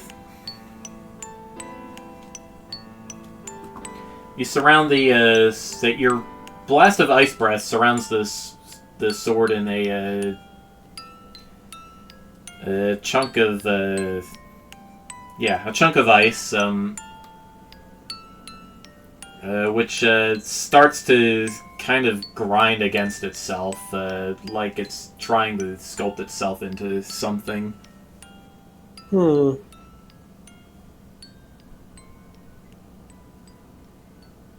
Okay.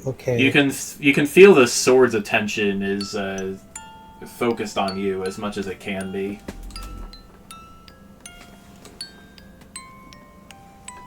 All right.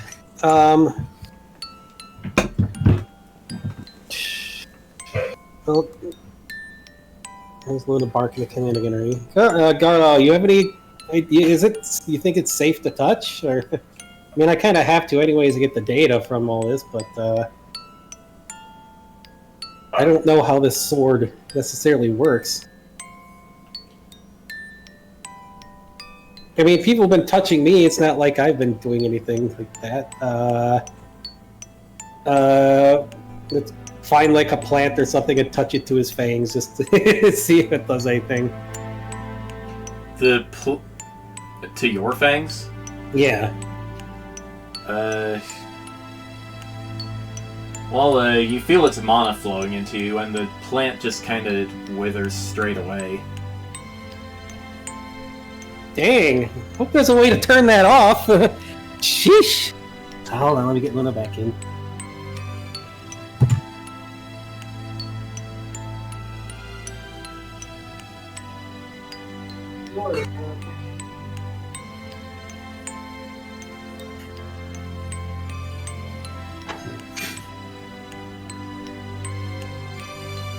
Where do you got your shoes? Those must not be actual rawhide. I know they've been replacing them with other stuff because it's safer, but... Alright, she is in. Oh, man. Well...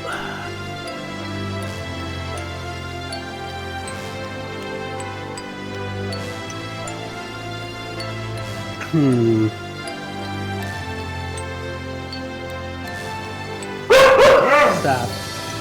It doesn't seem to... It doesn't do that except when touching fangs, right? So... Okay, well maybe touching it this will work. We'll get a tackle that... I can't hear you. Luna! Stop! Luna! Luna! We are trying to do something. Cut it out.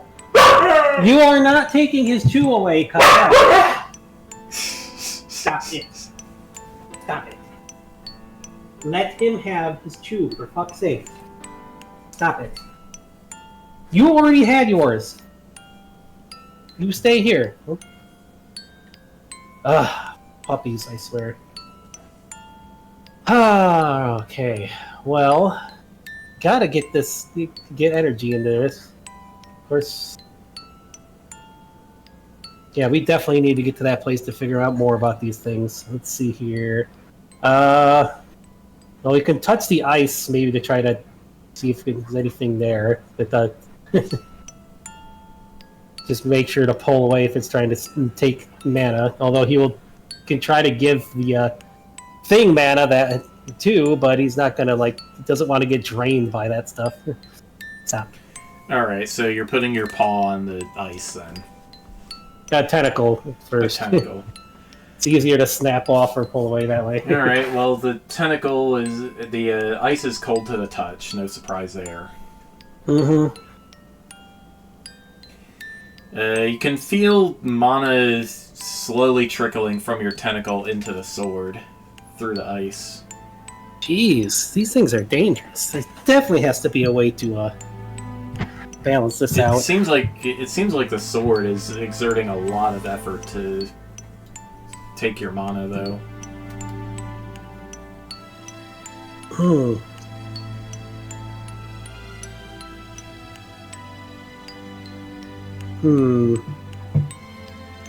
Alright.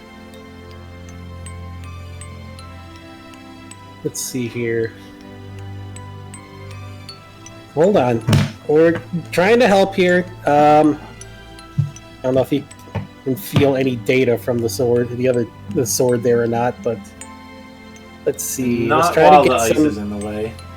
All right, let's try to get some mana and energy flowing into it, or help him out.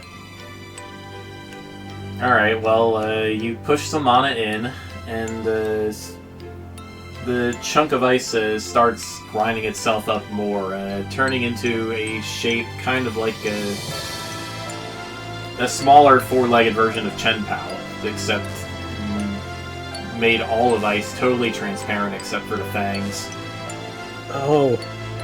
Yeah, you usually do that with snow, huh? Well, I'm sure we can get that snowy. Yeah, the creature arches its back and growls and hisses at you like a cat. Oh, hey, calm down. We're here to help. Hold on. You just gotta...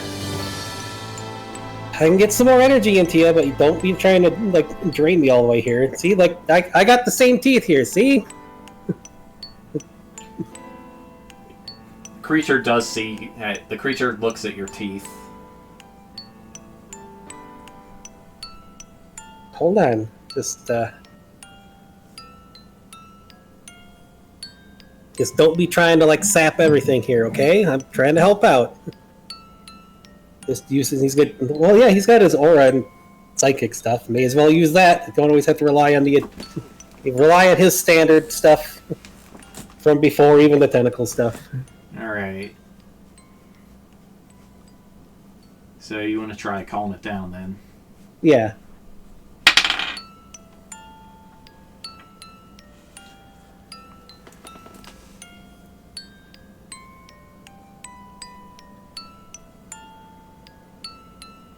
The creature stops arching its back and seems to relax a little, though judging by its expression, it still looks wary of you.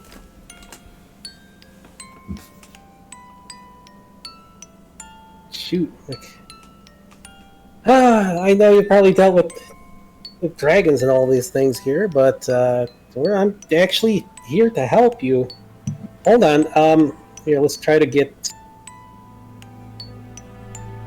I guess the best way to get through to somebody is through their stomach, kind of. But I don't know how you would cook up anything. Garo, you know how to cook. Is there any way to cook up like mana or something that to help, or make it tastier? I mean, I like the Sephiroth. I just like that because it tastes good, thanks to dragon stuff. But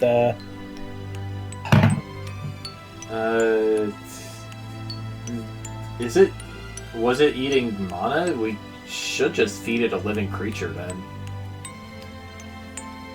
A living creature, huh? Well, we'll have to find something. Maybe one of those rabbits or the moose or something. I don't know. All right. Well, we got to find something then for her to eat. For them to eat. But as long as they don't run off somewhere in the meantime.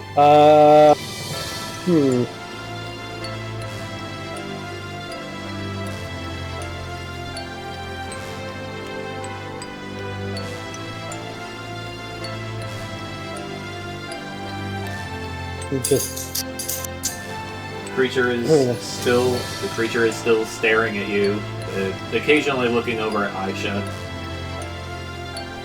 Oh, I think part of it's definitely part of it's still wary of Aisha. There, have you fought this thing before, Aisha, or chased it off?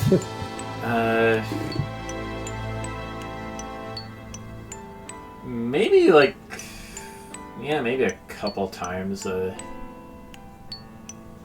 But that was years ago. Like, I mostly just let it be.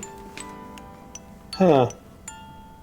Do you think you can grab, like, something for it to eat real quick? Either it's a fish or anything? Alright. That might calm it down. She flies off to get something and comes back a few minutes later with it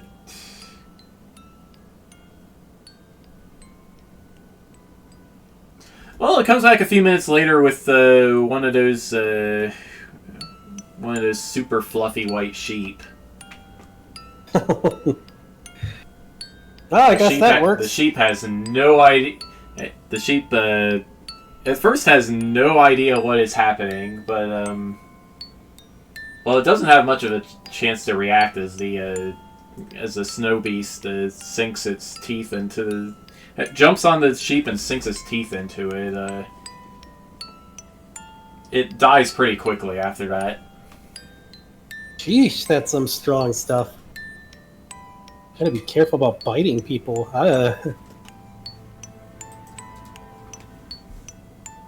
Wait, is that any better now? I don't know if you can even understand us, but... I mean, it's weird. It's like the Chancellor was definitely sentient, so what's this? Huh. Just keep using aura to communicate, I guess, for now.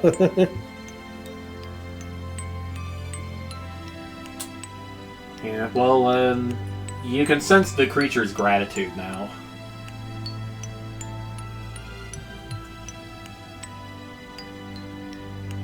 Man. What? What happened with this thing? Anytime the whole area got volcanic, did it just have to reform each time it shifted? I would assume so. Jeez. And given the given this situation, I guess it's not too much of a surprise that it was caught off guard. Yeah. Alright, hold on. Let's just reach out just a hand, like a forepaw gently, to like to make a head for a dog, to like sniff your hand sort of thing. See? It's okay. It's okay. We're friends. I'm there to help you.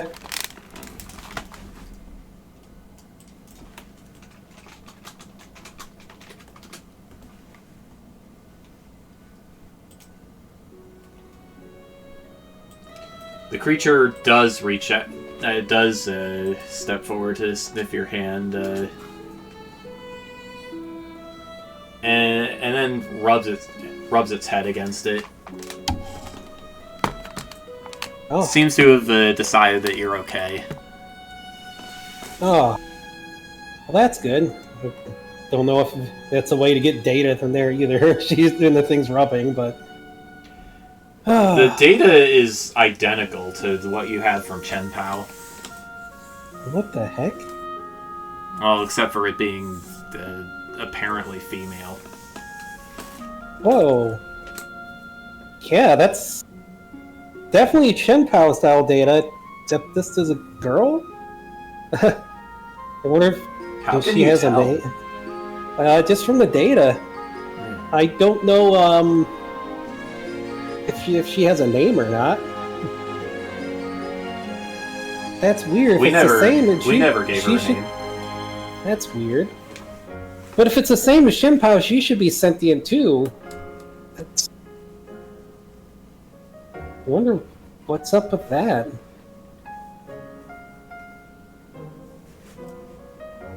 Maybe she just never learned any languages? Yeah, maybe not. How long ago did you say you started seeing her? About 4 years. Huh. Well, she's smaller, so she's not full grown. I wonder how old she is. Well, I mean, do you have a name at all? Hold on. You might be able to communicate through, like, the paw or tentacle here? At least get some ideas here. If not, then she definitely needs a name. You can't just... she never learned to talk or anything. That's gotta be rough. And she definitely made the snow wolf, I think. The beast doesn't know what you're talking about.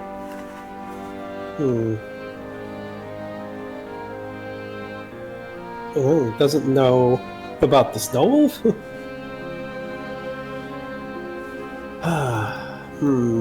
Or either that or it is... Well, actually no, you said you... Never mind. Yeah, it didn't know about the wolf. But that's weird. Then who made that? Did Chen-Pao leave it here? My guess, Bastion, that Garlisle says, is you made it accidentally. I did? Well, why was it biting us then? I don't know, the Chen Pao stuff. Huh, yeah, we definitely need to learn to control this stuff then. Well, we can't leave you... Woof, woof, woof, woof, woof, woof. The snow wolf slime just starts barking at the creature for no reason, and she hisses and runs around the back of you. Okay, hold on. Okay, let's see here. The snow wolf bounces off after her. Hey, no, stop. I just try to get the snow wolf to listen, just like, I guess, minion style, I don't know. Like, hey! Garlisle raises your tail and it just squishes the wolf. Oh, well, that too. You're fine. It can't hurt you.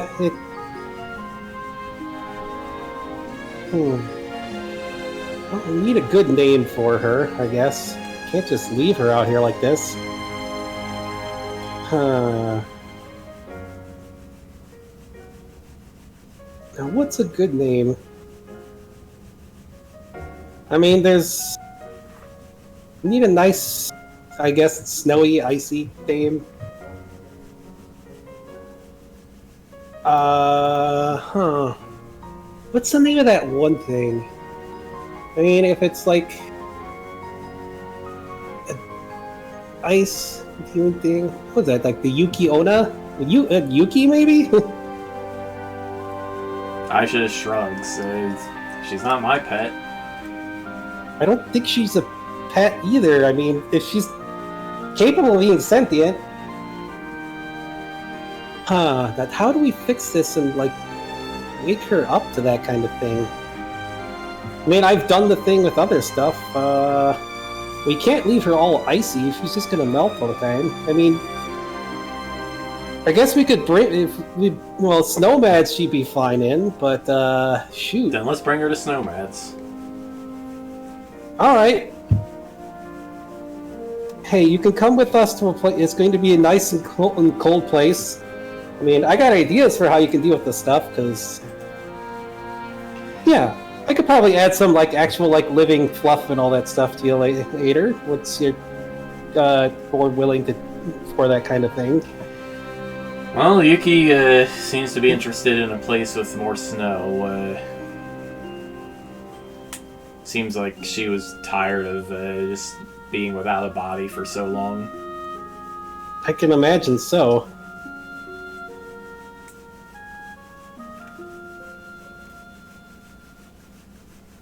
Alright. Well, I'd say you could ride on our back, or... I mean, the pouch would work too. There's a cold spot, and there's a nice cold room inside the pouch. She walks around in front of you, bapping the wolf slime on the head on her way over, and climbs into your pouch. Alright. Just make a nice refrigerated room for her in there. She seems to be wondering who you are, and why you have teeth like hers. Oh, I'm Bastion. The teeth are from something else. Xian Pao. He's a bigger, older, like, two-legged thing, kind of like you are. Real mean type of guy. She tells you that something that some time ago, something that looked like her and had teeth like yours attacked her a while ago. Nearly drained her dry, and but then the volcano exploded, and she just kind of melted and got stuck there. Heck, he attacked you? He is a bit of a jerk, but why the heck would he just... Yuki does not know. Well, I'm not gonna let him do that again. We're already out to kick his butt. Well, definitely, she's definitely got the... With communicating, she definitely has the sentience in there.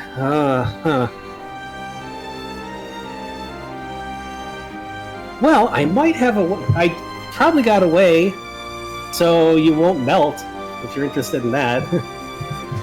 She sounds interested in that. Okay. Well, this might feel a little odd for a little bit, but okay, let's get her injected. Let's try to we got the tiger stuff, so let's get the tiger data. The other thing, basically make a living flesh form for her there, fluffy and all that, that she can go into. Wow, God.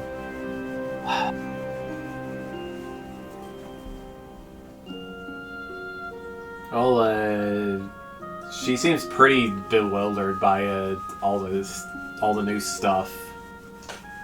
There you go. That won't melt. You still got your. I mean, you still got your stuff. You could probably still turn into snow and all that. I wonder if I could do that, but there. That should keep you from melting. I mean, outside of the Duke stuff, the Tiger stuff is what I normally have. The Dragon thing is just stuff right now. But yeah, let's get you to that cold place, and I'm sure we could figure something else out there.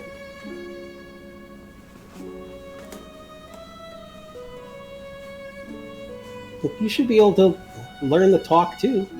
I mean, the other one did. The other one did, and I can talk. So, and from now on, you don't need to worry about melting, and we'll try to keep you fed and everything too. So, especially if Chimpauki's plans, and he would come after you again. So we can't let that happen. Don't worry, we'll keep you safe. Yuki curls up in the corner of the fridge and she just takes a nap. Typical cat. All right, let's go to Snow. Well, that's that out of the way. Now what to do about Mr. Wolfsly in here, dude? Why not take him with you?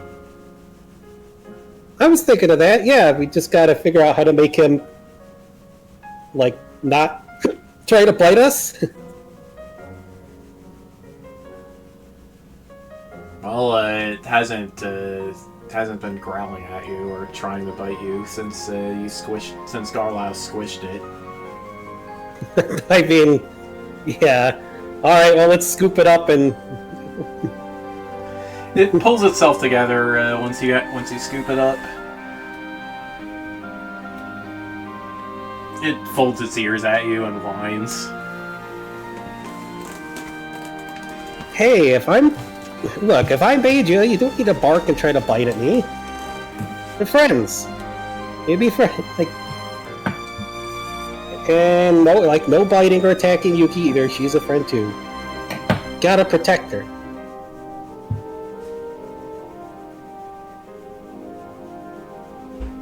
I guess this is one way to practice. The slime is just kind of staring at you like no promises. Seems pretty typical for a dog.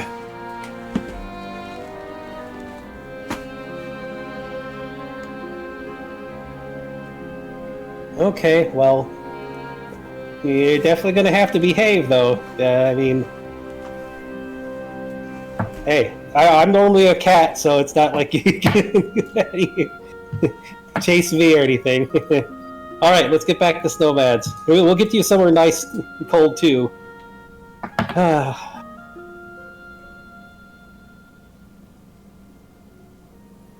Alright, well, zoop, back to Snowmads, and once again, Aisha gets kind of mixed up in you.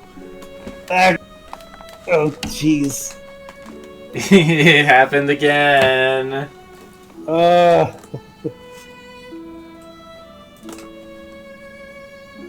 Shit. Yeah, look, I don't want to be getting proxy drunk here. But it's fine. We're gonna have a big battle coming up. We definitely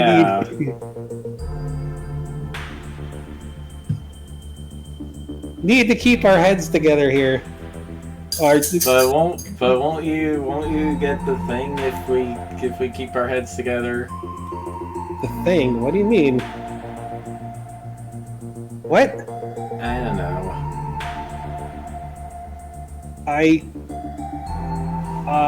What? I don't mean like stay together in like one body here. No. Oh. That would be kind of awkward. Plus, if we're gonna be in a big fight, we don't all want to be together in one target.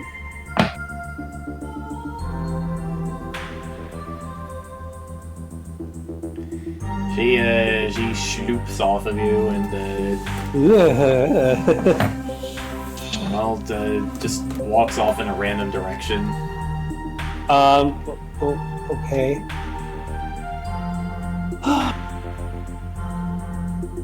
Plus, I don't think my mom would appreciate you getting me drunk.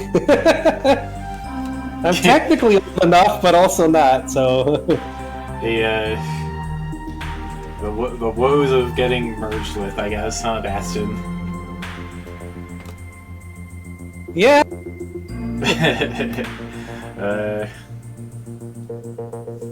Carlisle just rubs his head. Well, I guess we better find your friends, huh? I wonder where Ursula went.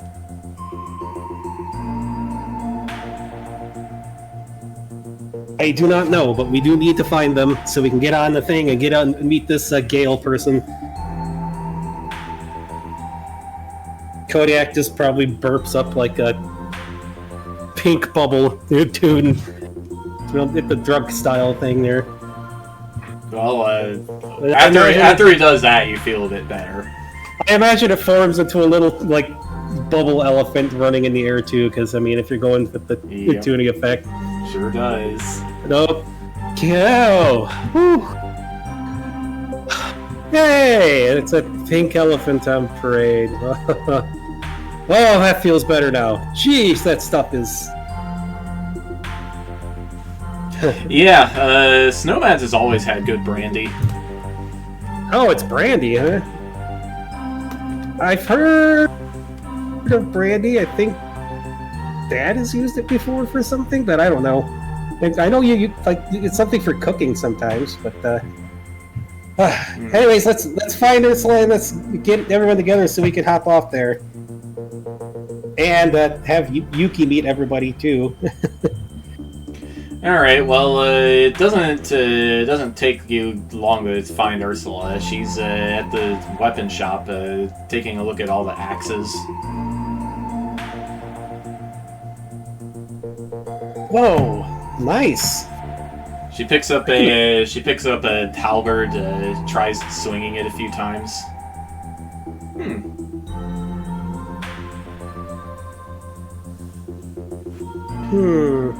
Oh, hey, Bastion. Hey. How'd it go? Well, a little weird. We have a new companion with us. That was definitely... You found it then? Yeah, we found her. Her name's Yuki. They just named her. It's a little weird because she is almost exactly like the Chancellor, except on 4 legs. Definitely a lot younger. And it sounds like the Chancellor Tianpao tried to kill her before. Well, that and she's also tigery instead of leopardy, so. It's definitely the same type of sword that are in my teeth and he has, so I don't know what that's all about.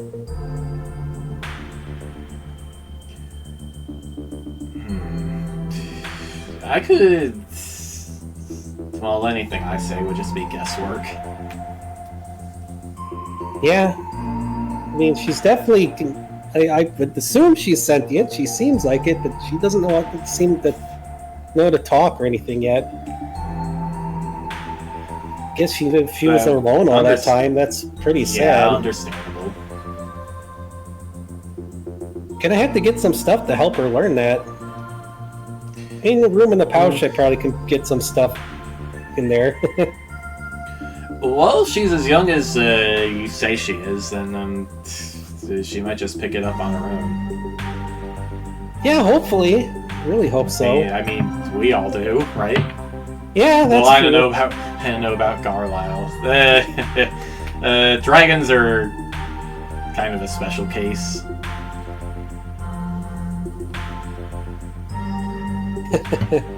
And yeah, they definitely are. I guess I'll be learning about that once I get my dragon stuff back from this stupid curse. Well, I mean, I'm a dragon right now, but I mean like my dragon.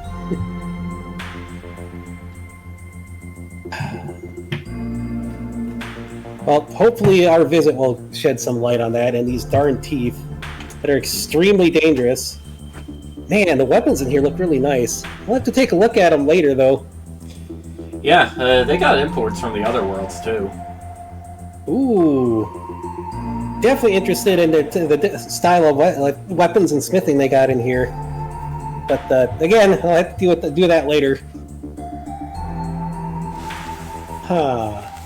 Dragomir went on ahead to Sealed Sanctum without you. He sounded interested when Arius mentioned their library. Well, hey, that's cool. Well, we just need to catch up then. Huh. Yeah, I'm probably gonna go down with Timbo's next hunting party and try to get the lay of the land.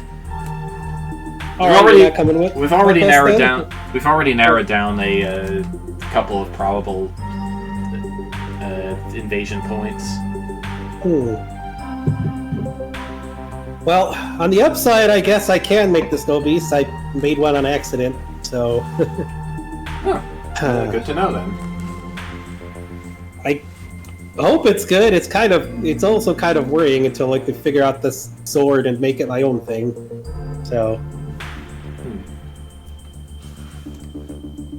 Don't want any of his influence on me ever again. Well, while you're talking with Ursula, Garlisle alerts you to some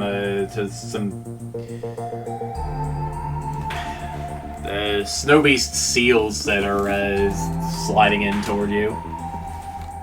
What?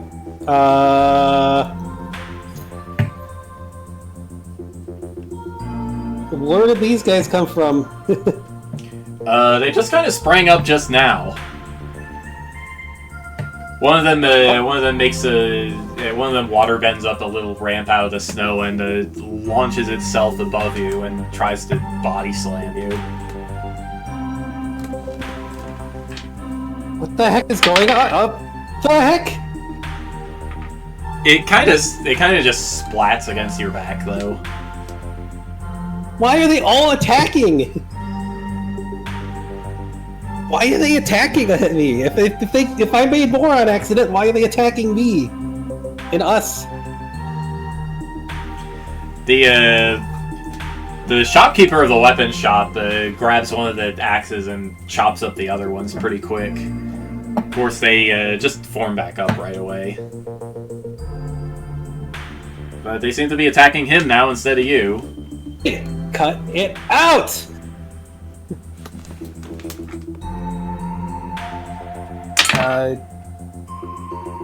Show the sword fangs. I'm just like, cut it out! Just authority. No, try to get them to listen. all at once they flinch and stop moving and look at you. Huh. Guess you just gotta show him who's boss, huh? I guess. It's more of a demon style kind of thing with that. No, dragons definitely do that. Oh no, I mean like creating minions thing and then have to show them your authority like that. That's Oh yeah. Or it's just because I don't have any kobolds, but I hear they just kind of are inclined to listen. Oh. Unless it's just the influence from Chin Pao, because this came from him. Because I know there's that instinct that I got in here. Maybe it's just from that. That just means all the more reason we have to go talk to this Gale and figure this out. Alright, well, no time like the present, right? Right. Hey, you seals! Go with Ursula and listen to her. Oof!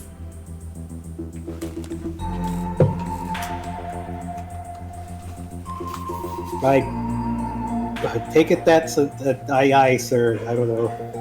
Yeah, they follow her toward the edge of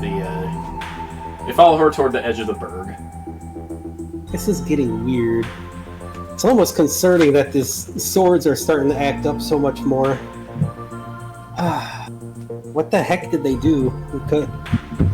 Oh yeah, is it only Bastion's head that has the swords, or does Kodiak have them too? Kodiak and Garlisle both have them. Oh jeez. Oh, we got a bunch here. That's kind of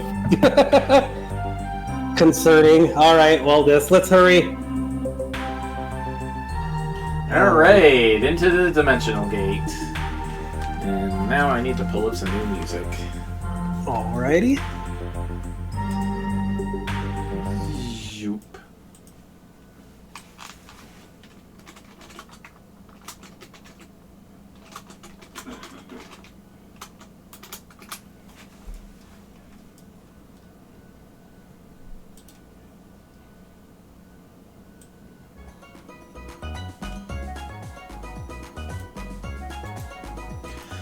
Alright, well, the Dimensional Gate takes you to a beautiful,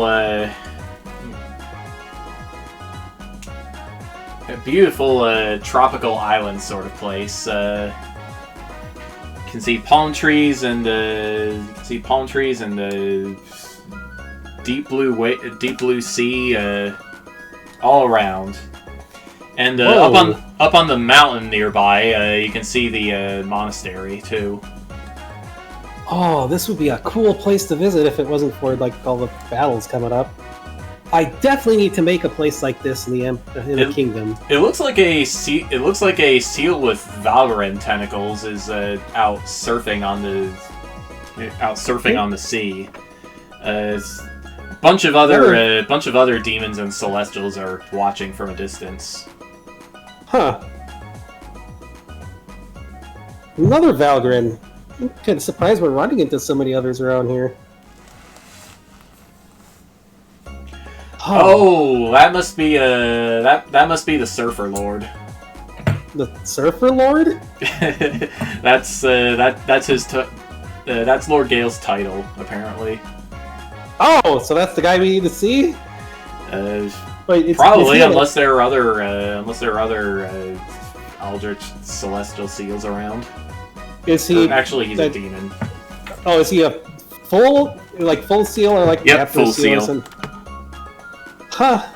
Although you do see a couple of anthros and even funny-looking seal tars. Well, I definitely know the theming of this place. Surfing's pretty fun. Huh, I guess we gotta wait for him then? I don't have any... Or upstage him if you know how to surf. I don't know. Bastion knows snowboarding, doesn't he? Well, didn't he go snowboarding before in the past? I forgot. I thought he did, but... I know he's been surfing before, but he's probably... I don't think he's an expert at that unless it's, like, knowledge from before. I mean... Let's see... If it's knowledge from before the world ended, I mean, it's RPG protagonist thing... You think if you do go out there, you would just have to wing it. Yeah. Yeah. Don't think I'd be able to show him up like that. Aww.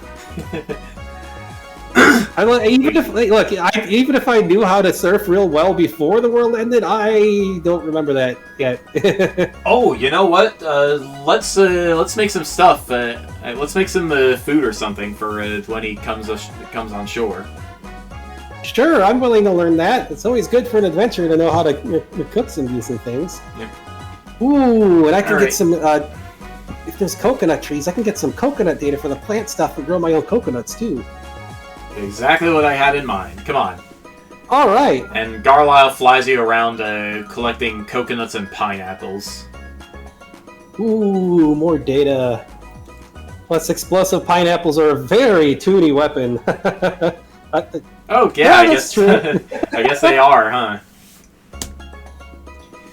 Alright, well, he cracks open the nuts, grinds up the pineapples, and makes a big jug of pina colada.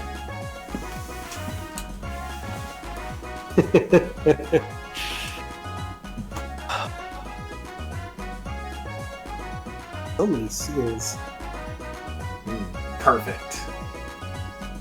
The weird thing is, like, I know how to seal, and I still don't know why.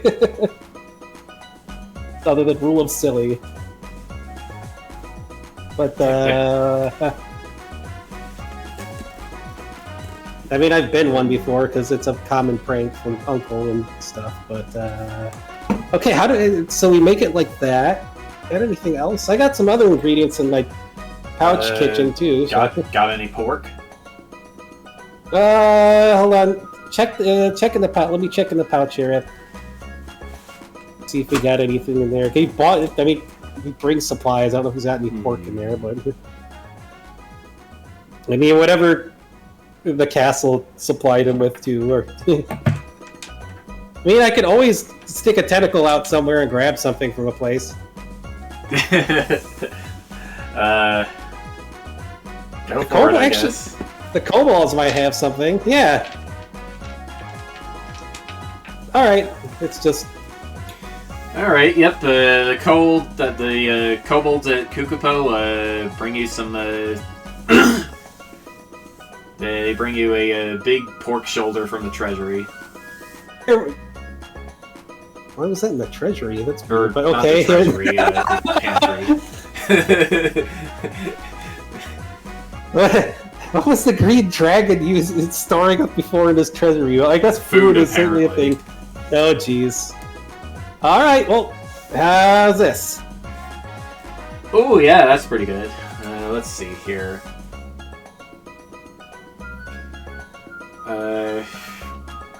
So tell me exactly what kind of appliances you got in your pouch here, because I got an idea.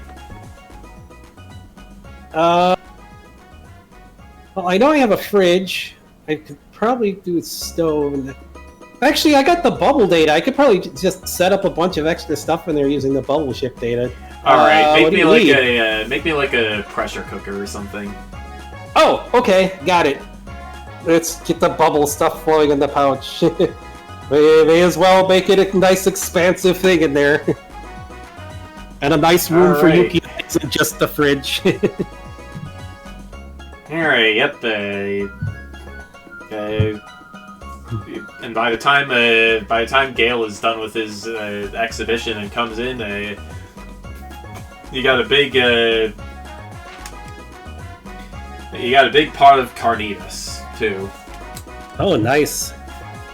Then Yuki wakes up, we can have her try some of this too. I don't know if she's ever had the opportunity to eat anything outside of just eating its mana. Come to think of it, Bastion probably would have grabbed the... I mean, if all she did was eat the mana from the sheep, why not take the mutton? Oh, that's kind of important. Don't let it go to waste. Yep. Alright. Well, I bet Yuki hasn't really had a chance to experience, like, actually being able to feel, like, warmth without melting and actually eating something. Let's get her to try it when she wakes up. You're gonna have to wake her up, because I have no idea how this body works. Like, he pulls a tentacle in front of you. Like, what even? It's Tenable Valgrind stuff. It's hard to explain. I've just kind of had it. It's like chaotic eldritch thing. It can take data from other stuff and like duplicate it and like change forms and.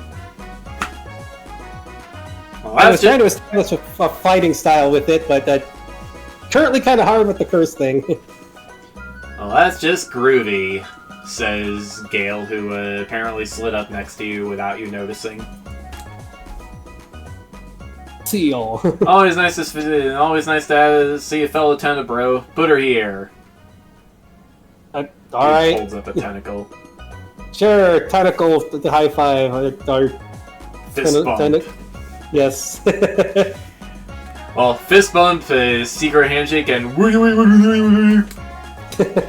and then he curls it. Then he curls it up again and takes a peek in the pulled port in the carnita spot.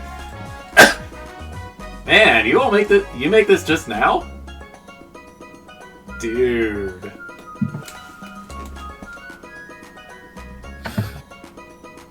Yeah, Carlisle did Good way for me to learn some new ways for cooking and stuff. Man, you gotta hook me up with some of that, bro. Okay, I could use some footage. I mean, that's what we're making it for. Share around. Sweet. And once the crowd disperses, well, there are a couple other people out surfing. It is a beach. But yeah, the crowd that assembled to watch Gale specifically disperses, and you guys just have some carnitas sandwiches and pina coladas on the beach. And Gale just seems like the most chill of chill seals. This place is pretty fun. I wish there wasn't crazy stuff going on. I'll have to come back and visit when things are calm. Yeah, you want calm. You gotta. You want calm. You gotta get up in these halls. Like out here is where all the radical action is. Up there, yeah, boring. Yeah, well, we came here. I mean, it was actually convenient too, because we came here to talk to you, I guess. So what brings you all to Sealed Sanctum? Well, Ario said it would be a good idea to come here, and he wrote something. Oh, nice. Here's his letter of introduction. I don't know what's in it, but he said you might have knowledge and stuff that will definitely help, because Chen Pao is getting ready to launch an attack on Snowmads. He nibbles on the he nibbles on the letter of introduction. So, what brings you all to Sealed Sanctum? Well, looking up knowledge. Specifically... Wait, I already said that. Never mind. Yeah, specifically, especially about these taps of tooth. Oh man. That's some fancy-ass magic sword magic you got all up in your teeth. Yeah! How'd that happen? He explains about the curse thing and all that, and it's sort of ruined using, put in him. I'm trying to figure out how to make it my own thing, to get rid of Shin Pao's influence, and use it for, making my own snow beasts and stuff. Yeah, but, how do you even eat with those? Valgrind stuff. That's about it. I mean, I think I just kind of, pull them back when I eat with them? I don't know. Oh, okay. I mean, it's maybe retractable cat claw thing. I don't know, just fangs.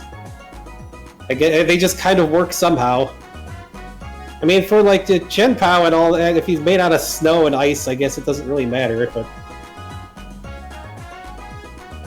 it's very weird. I plan to make them a little less obvious and in the way for a bit, if I can. That's why we need that's what we got to figure the knowledge out about. And it was recommended to come here and ask you about all this, because you have knowledge on the living demonic weapon stuff and all that. We might be able to answer some stuff about poor Yuki, too. What? Yuki. I don't know about ukuleles. I'm not a musician. Oh, Yuki, it's just the name we gave her. She kind of she was another Kamiatachi style thing with the same fangs. Very similar data to Shen Pao, except much younger and a girl. Oh, what, Chen Pao? Why Yeah. Why didn't you say that? What are you, running away from him or something? No, trying to kick his butt. Oh. He's been bugging my family for centuries. Well, he's been bugging my family, especially my dad, for centuries. Longer, maybe, even. Wouldn't his butt kind of just crumble if you kicked it? It's a figure of speech. Oh, right. Put a stop to him. And part of him, part of the Sword of Ruin is what was used in making the stupid curse on me and where these teeth are from. So I mean, I want to try to make them, get rid of its influence and make them my own thing. These things are pretty darn dangerous.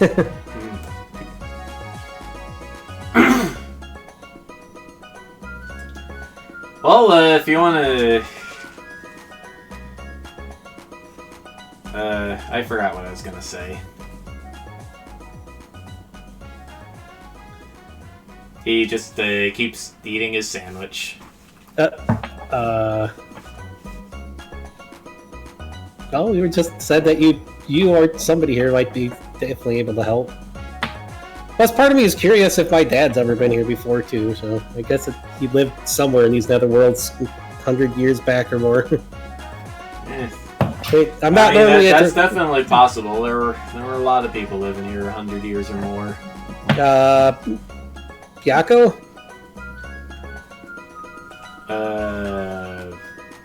Wait, you mean like Queen Ingrid's dad? That Yako? Wait, what? Who? Who's that? Who's dad? The dingus. I don't... Oh man, you don't know the dingus. No, I don't know the dingus.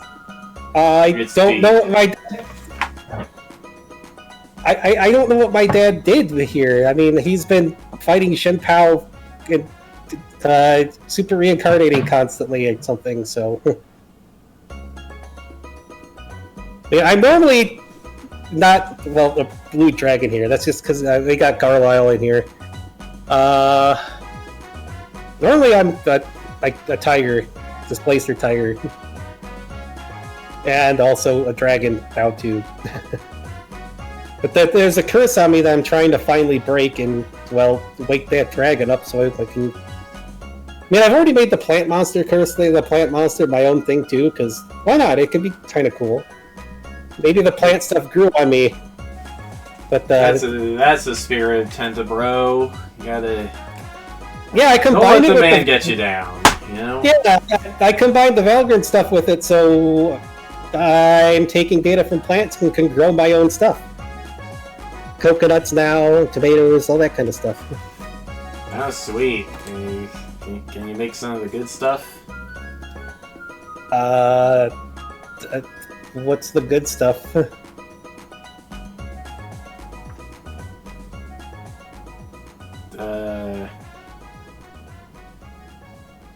I forget. Okay.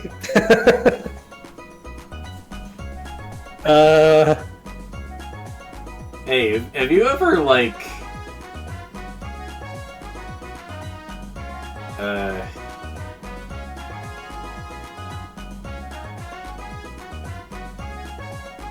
Has anyone so far to even do what like what?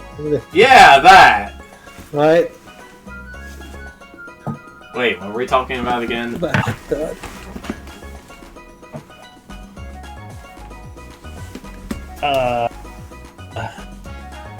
Well, just like help with the fang thing and the curse, and that you might know something or somebody about the weapons. Yeah. Okay, I gotcha. Yeah. Just said, and also a queen that said that the queen is the daughter of Jacko. Which Dingus? queen? Oh, Ingrid. Yeah, she's yeah, yeah, her dad definitely was a tiger. He's got kind of a well, if you ask me, I think she's kind of mad because he went and got himself killed when she was real little. Oh man. Well, you know, he keeps coming back. Yeah. Well, she'll be happy to hear about that, I guess, probably. I mean, if she is, then that means she's my older sister. Which I yeah. guess it makes I guess sense. I that have is a thing. siblings, considering how many times my dad's been around, outside of my brother. But Oh, you know what else? what? That makes you her little brother. Wait, that's not right. Yeah. I mean, why wouldn't it be right? What? Okay, so you wanna learn how to get into the inner you. I know a good spot to meditate and get all deep and stuff. Oh, okay, that's what we have to do for this weapon thing here. Okay, I mean, if it is, then yeah, I've done that to try to get into my heart thing and all that. Yeah, come on. He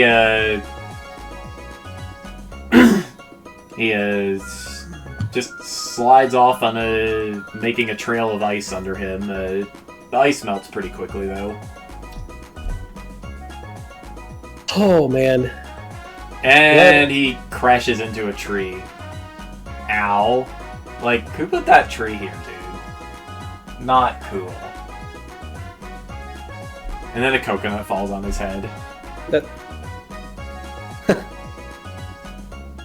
Kodiak's like, oh, this guy's got 2 in logic too, huh? I think he's just high as silly. a kite.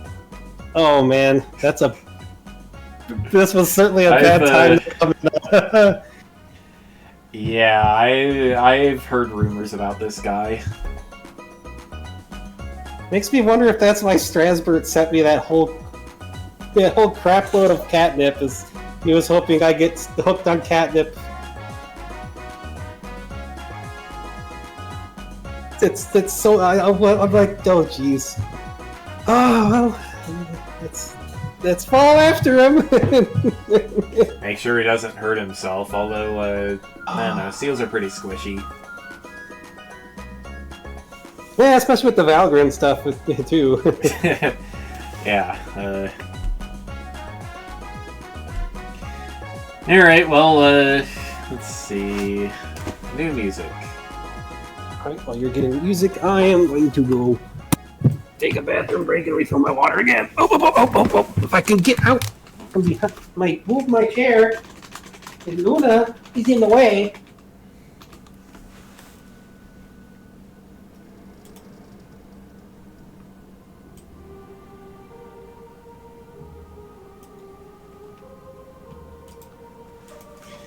Yeah, I get myself some water too.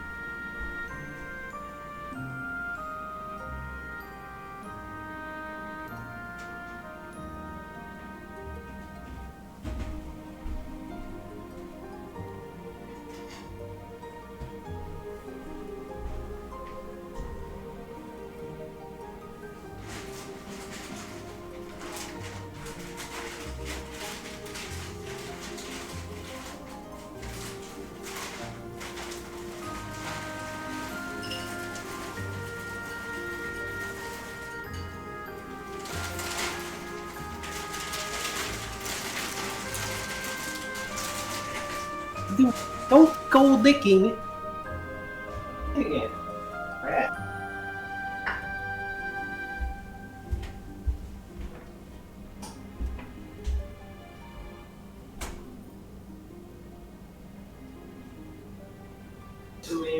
fun.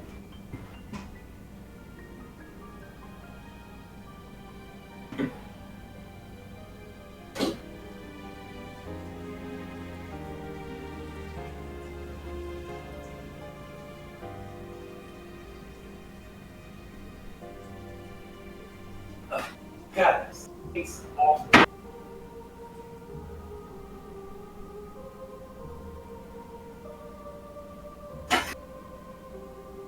Not understand why people like smoking that stuff. Blech.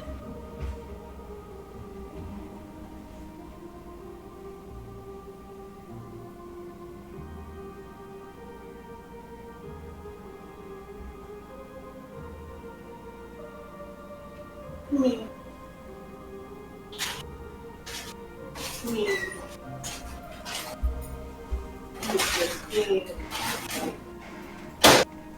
Beep, beep, beep, beep.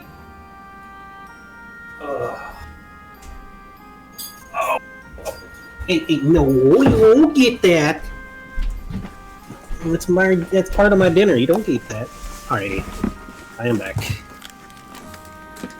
And Okay, I'm back.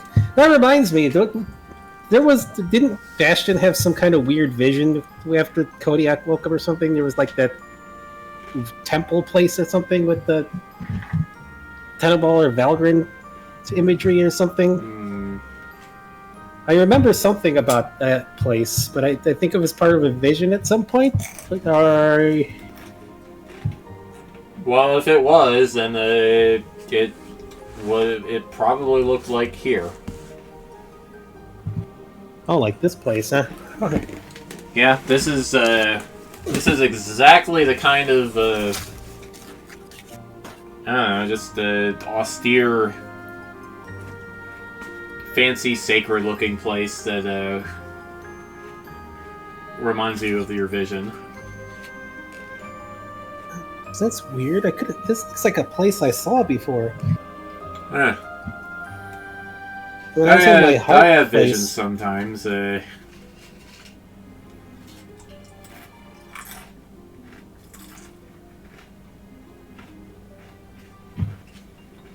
Like, I had some heckin' weird ones after I ate some dank-ass calamari, and, well, I woke up like this. And let me tell you, these tentacles are pretty sweet. You can do, all kinds of neat tricks with them. Okay, that's definitely weird. I wonder if Pip did that. Who the heck is Pip? Teneball fun kid. To say. Pip, Pip, Pip. He's a Teneball kid. He's Valos' son. Who the heck is Valos? Explains nothing, Mr. Guy. You hear me? Nothing! Big eldritch Hey, Teneball, cool. like, person. Okay, yeah. Yeah, No. this looks like something. This was like when Kodiak woke up. I saw something like this. Is this Valos guy gonna, like, eat my brains someday? Did he already eat my brains and I didn't notice? No. Okay, good. He's about, like... I don't know, he's about, like, justice and stuff like that. I like my brains. I do some of my best thinking with it.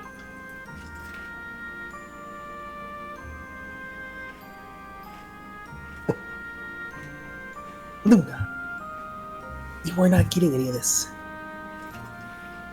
This dude sounds like what Luna likes to try to get, like when she tries to steal my stuff. That's the Now, idea. don't get angry about it. That's your own fault. You're not supposed to steal those. That's some actual medicine for my back, not for dogs to get high. She's mad. What do you mean, woof, Luna? You heard him. Alrighty. Well, I guess it's one way to find this place. I wonder why... Well, I know the light was leading me here, so... Looks like we're on the right track. I don't know what's going to happen with Kodiak in here, but we might have to unmerge somehow before this. I don't know. I don't know. Guess we'll figure it out. Yeah. Gotta figure out these teeth and everything here too. Gale takes you to this really nice-looking garden with a little gazebo and a waterfall pond.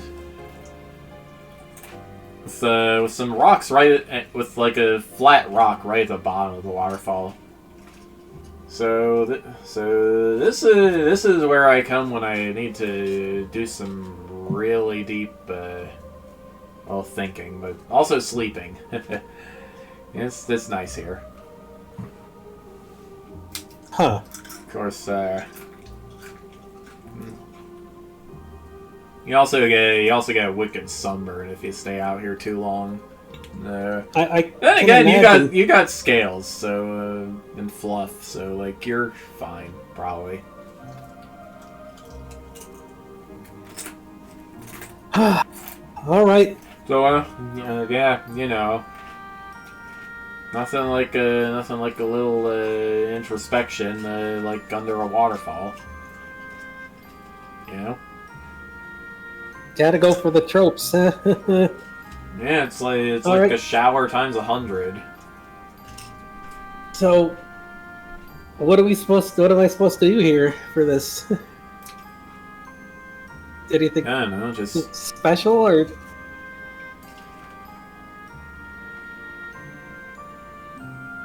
well, you gotta block out like everything else around you and just focus on you.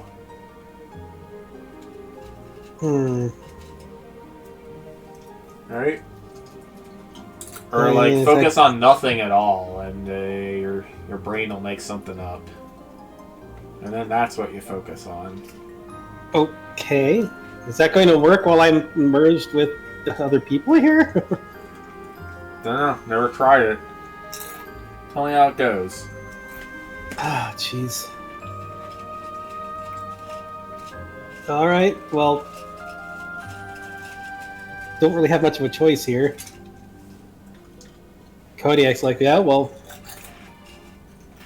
I mean, I would be awake when you're asleep anyways, so it's not going to be that different. Plus, I gotta help you with the introspecting too. That's kind of part of my job, I think. I don't know what Garlisle's gonna do, but hey. Kodiak, you said you were like a dream thing, right? Yep. I bet if you meditate along with Bastion, like... Well, I don't know how much... I don't know if Gale's advice is actually legit. Hey! But,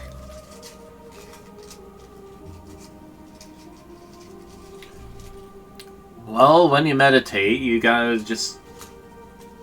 Well, like you said, clear your mind of any distractions and just,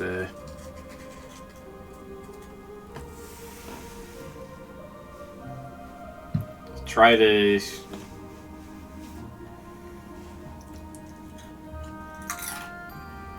Just try to reach deep inside yourself and, Yep. And hey, with me, dream stuff, if Gem Power anybody tried to butt in, and I can block their way, maybe. But I don't know. Both of us together, just, maybe. Remember to breathe and try not to fall asleep while you're doing it. Yeah, I gotcha.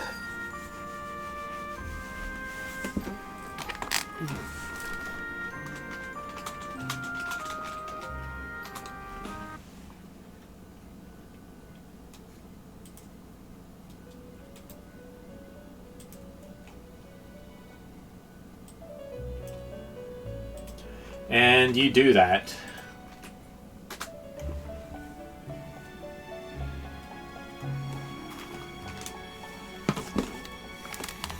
Time to get wet.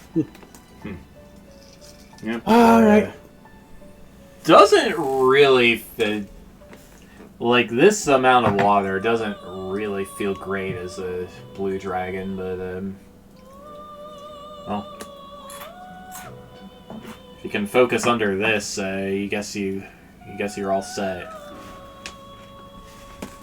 Yeah, gotta pull through it. I mean, gotta get that stuff. I gotta get this curse broken. I gotta make this sword stuff my own and cut him off. I gotta figure this out. Feeping huskies do not help meditations. No, they don't. Shoot, puppy. Mishka, you aren't getting my Arby's sandwich. That's my dinner. Alright, go meditation. Hopefully this thing will work with somebody else merged in there. I mean, Kodiak is also Bastion, so that kind of shouldn't... It probably isn't the biggest deal for there. It's just the weirdness with Carlisle being in there still. Like,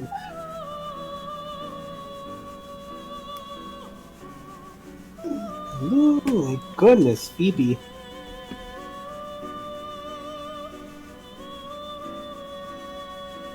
Alright. Alright, well, once you get into a sufficiently deep meditative state, you find yourself in what you clearly recognize as the Velvet Room. What? Well, this is unexpected. And in this case, well, it's... let's see, a good Velvet Room for Bastion. Well, I guess you were on the... I guess your Velvet Room is on the deck of an airship, just kind of flying through a cloudy astral sea. This is an unexpected turn. Yep. And, surprise, your dragon self is facing you opposite the table. Kodiak and Carlisle are also here. Dragon, it's still kind of weird that it's like separate when we're the same person, same thing. I mean, I know why Kodiak's separate, but, huh. Facing myself. Mm-hmm.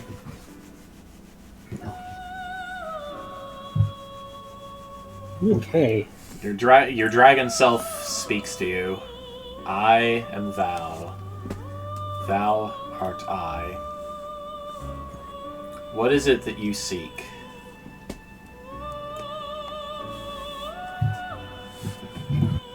Me? I seek to... Well, I want to get rid of this curse. I want to take this terrible sword and weapon that was created for destruction and was put into me here, turn it into something much, like, something good, something just, something to help people.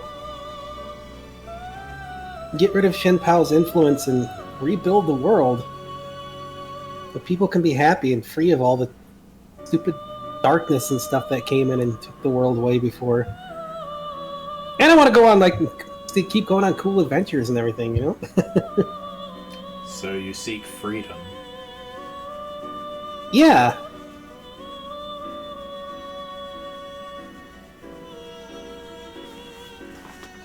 Your dragon self transforms into a Baihu. Do you seek that? Do you wish to follow your father's path? My dad's path? I don't remember enough about all of that, but it's like, I want my... No, I'm making my own path. I don't want to get stuck in, like, a crazy loop and constantly leave friends and family behind. I want to be there for people I care about.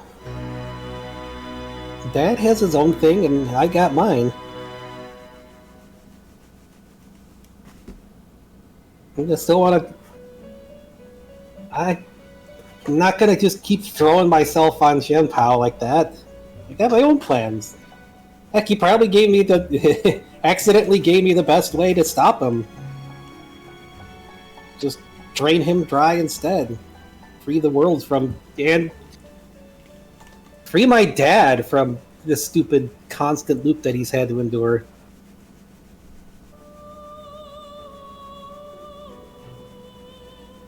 I don't know what's with all that hatred in that sword, but hey, in the processing can dispel all that too, then even better. And even if I don't like Strasbourg, if he's under the control of that of Shenpao, then I guess get him away from that too. Which is more important to you? Your freedom or your bonds? Oh, that's...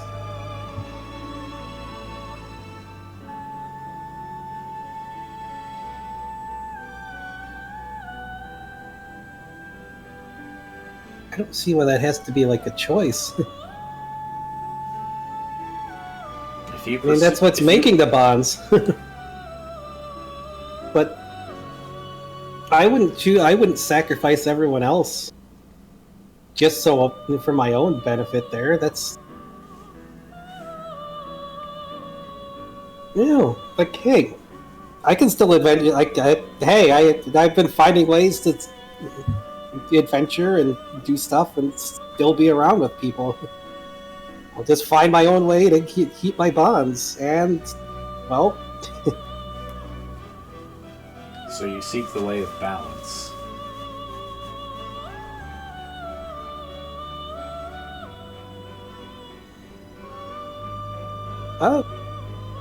Yeah. So I mean, hey, I have a habit of just making my own way through stuff to make things work.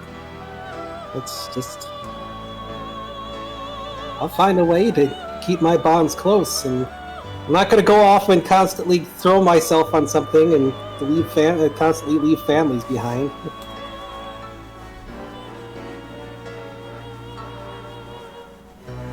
I guess that is a balance, yeah. What would you do if adventure called you far away? I mean, it already has. Like I said, I found my own way to do stuff. I mean, I have half of me back home, so I'm still staying with my friends and going to school and all that. And if adventure had to call me far away, well, I'm always a teleport away. I'll leave part of myself with them if I gotta. But if it means saying goodbye to them, then I don't want to be... I wouldn't give up, like, I wouldn't make everyone else sad just for the sake of me going off and doing stuff. I mean, I love to go off on adventures, but I'm not just gonna go discard everybody and everything. And lose priceless artifacts somewhere, randomly, like Adele. Your dragon self reaches out with his hand with one finger and puts it on your forehead. Let me show you what has happened because you made that choice. And you feel, and for what feels like a really long time, you just feel yourself being stuck in time while everything just continues on around you. You can see your boss Munster self back home, just growing up and going on all kinds of cool adventures while you're just here. The heck?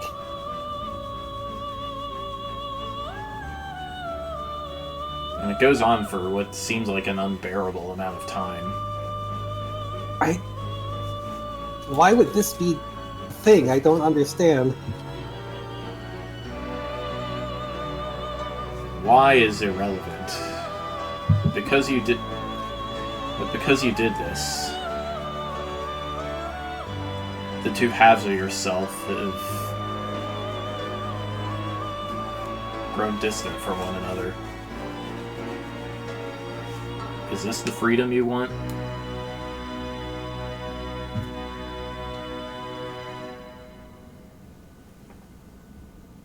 We're distant from each other.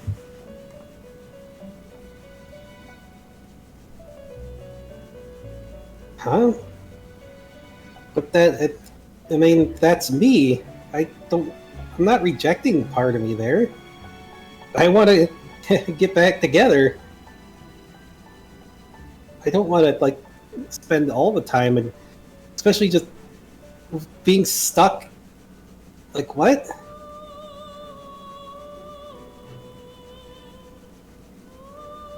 Being stuck like that really isn't freedom either here. And it definitely wouldn't make any of my bonds happy.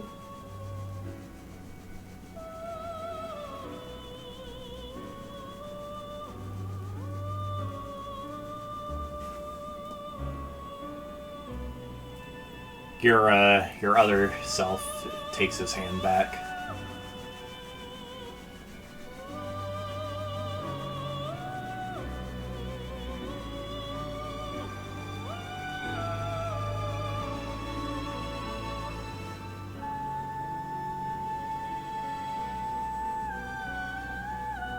I don't get why that would even be a thing. Just being stuck. It's not something either of us could control.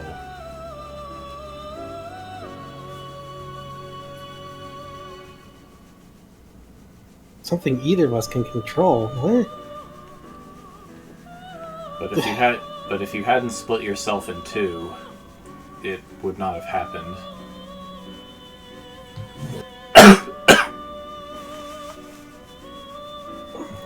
Huh?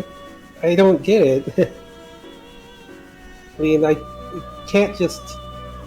I still had to go to school and everything, but I had to protect the world and bring it back here.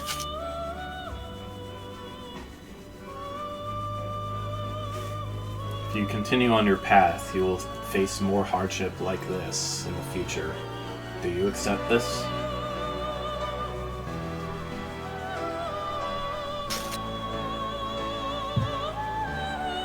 Trying to steal my food. Cat. I don't plan to stay split apart for a while. Forever. Heck. I mean... Don't try to steal my stuff. Trying to do something, Cat.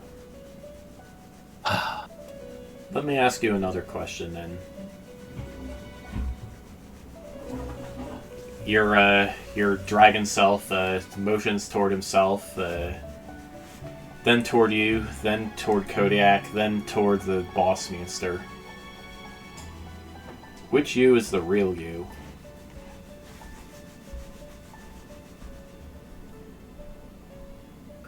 The real me? We're all me. Is that what you genuinely believe? Yeah, I mean, even if Kodiak came about from weird stuff and, like, the weird thing, he's still me. And my dragon stuff, that's still me, too. I don't see any of this, any of this is, like, different people. It's just all part of myself. More like just having the Hydra stuff, having more than one head, kind of thing. Just in a really weird, unique way, I guess. They're all different, aspects of me.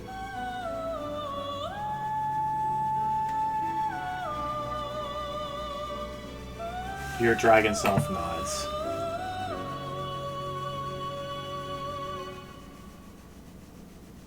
if Kodiak wanted to be his own thing, then that's up to him in the future if that's what happens. But you're still me.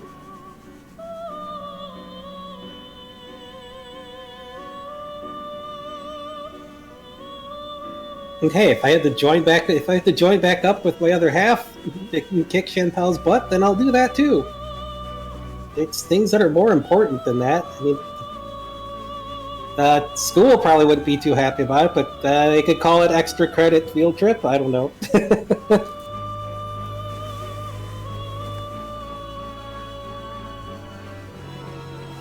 Your dragon self stands up and moves to the side, and you can see the airships wheel for the first time.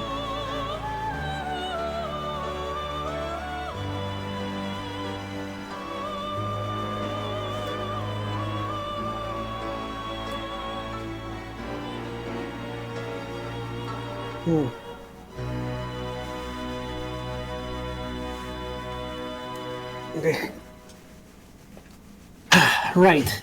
I'm not going to be I'm not going to sit back and let myself get stuck. Like he tried to show. Just be forever stuck like that, because that's just going to be ending up just like my dad again. That's kind of what he's like, I guess. Stuck repeating the same things. Just going to take. No, I'll take the steering wheel and just make my own fate with that kind of stuff. I got all these weird powers, I got these weird forms. If the Hydra stuff means I can split up, that doesn't mean they're all different people. Weird beast thinking stuff, yeah, I guess that's kind of happened, but...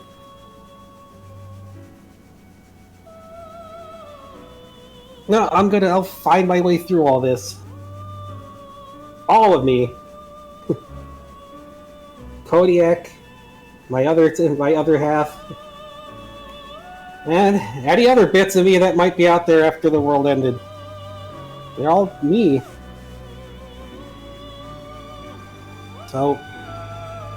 And hey, you are too. I know it's a lot of new stuff. I know from... Just like... I don't know, I guess being a kid again has made some of this kind of hard to figure out, but... I'm still gonna...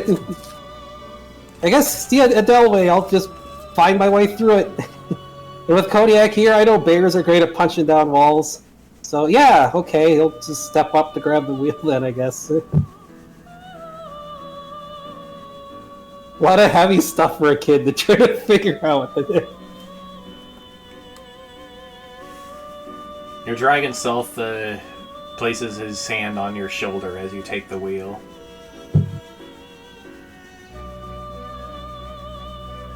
How big is the dragon self? It's bigger than you are right now in your Snowduke form. Oh wait, he's currently Snowduke right now? What the heck? Didn't know that. That's kind of unusual and unexpected.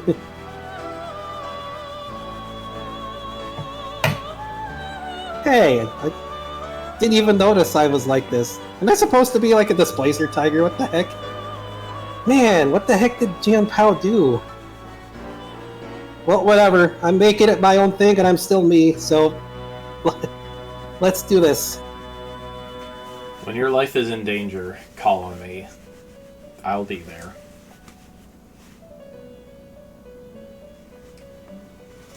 And by the way, he says as your vision of the Velvet Room fades to white, who's that guy? Who's that guy? What? Oh, Carlisle? You don't get any response. You're just under the waterfall again.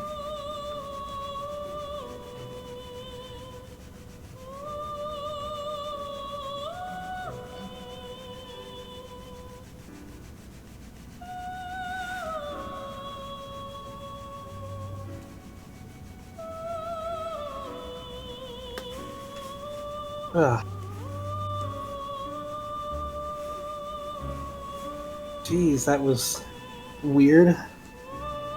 and unexpected.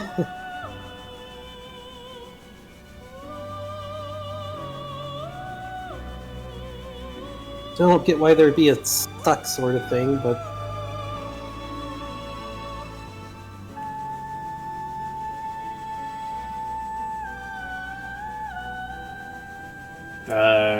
I don't know. Is that what is that like one of those secret potential moments it's supposed to look like? I don't know. Neither do I. That's what I'm asking. Is that out of character or like? No, Carlisle was asking that. Oh, I don't know. That was. But I'm not gonna. There's no way I'm just gonna be stuck while the other half is just always doing stuff, but I'm just stuck. I'm gonna, like I said, I'm forging my own path. Guess I don't know. It's kind of weird talking to myself like that. Guess my dragon form will wake up at some when it's needed, or something. I guess so. What about knowing how these kinds of stories usually work, it'll probably happen like when you actually get around to fighting him. Oh, jeez. Yeah, that. Which I don't know. Probably might be all that long in the future, honestly. But the question I have though is, why was I at Snowduke in there? What the heck? I don't know. Aliens. Aliens. You expect me to have an answer for everything? I'm just a dragon who likes to cook. Oh, why? I don't see why my internal self would be like one of the snow boot things now. That is very weird. That's also kind of concerning, but at the same time, it's me, I guess. Even that case, it's still me. But if that's me, then that means he shouldn't have any control over this stuff.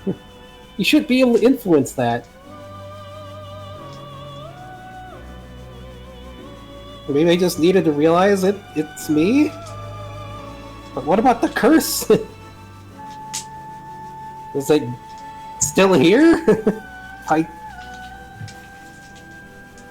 That was so weird. How do you tell if it's still here? That's a question.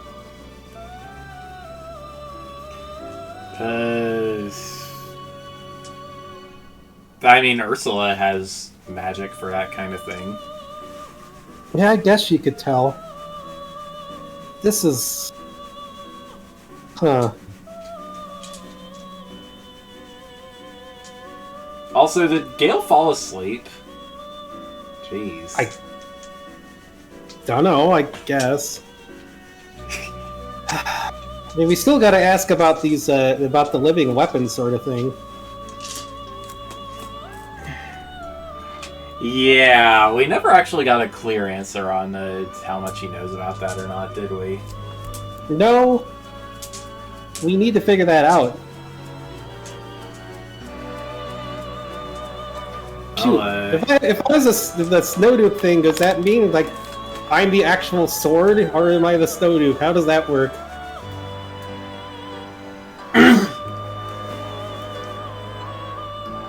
You know what? That's a good question. I don't know. Try meditating again. Ask your other self all the really weird questions. I don't know. Try, I guess, because this is weird. Gotta figure this out until Gale wakes up, at least.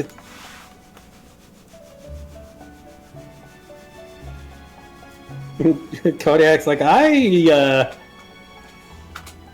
I don't know. It's kind of weird for me to be there, but I'll help try to figure it out for you. I mean, I'm the Dream Bear. Let's try to figure this out. What the heck? I mean, visions like that are supposed to be cryptic and weird. That's just like the trope. I mean, we're sitting under a meditation waterfall. Of course, there's going to be a tropey vision. All right, well, let's try something here to figure what the heck. More questions than answers at this point. All right. Well, you meditate again, and this time there is an Arcanine just sitting there in front of you. Whoa! Wait, is there an Arcanine me? That'd be cool. I don't have that data yet. Nope. Nope. This is the author. Hi. Oh, Miss Paula. Hey, what are you doing here? I don't know, just here to make things even weirder. Yeah, I guess. There's so much stuff. There's like more questions now. I'm trying to figure out. Okay, well now that the fourth wall has been damaged beyond repair, what the heck was that? No. Good, because neither do I. What? It probably didn't mean anything, she says with a shrug. Kayak's like, see, it was just a trope. You just had to follow the trope. Exactly. And it just... Also, I hope you're not forgetting about somebody. Forgetting about somebody? Like, I'm not like Shade? I'm not forgetting about Shade. Somebody else. Yuki? I'm not forgetting about Yuki either. Somebody else who should have been at the wheel.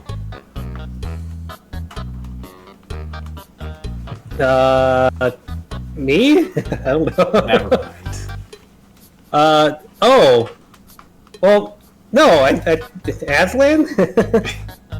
Ding ding. I never forget about him. Okay. I can't actually read your mind, so I'm just gonna have to take your word for it. She gives you a... She ruffles your head fluff with a paw. Dude, I love shining that light there that he gave me around everywhere. I never forget about him.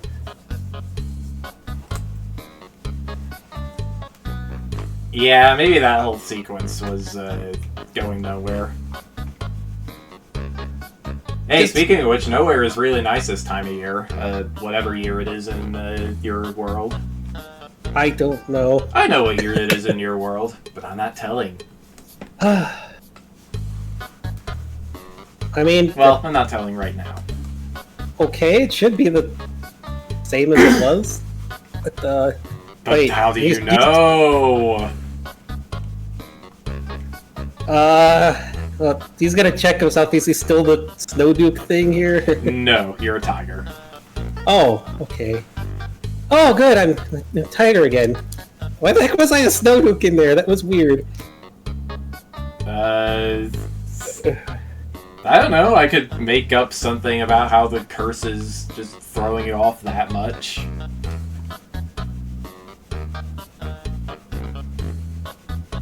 I thought it was almost broken.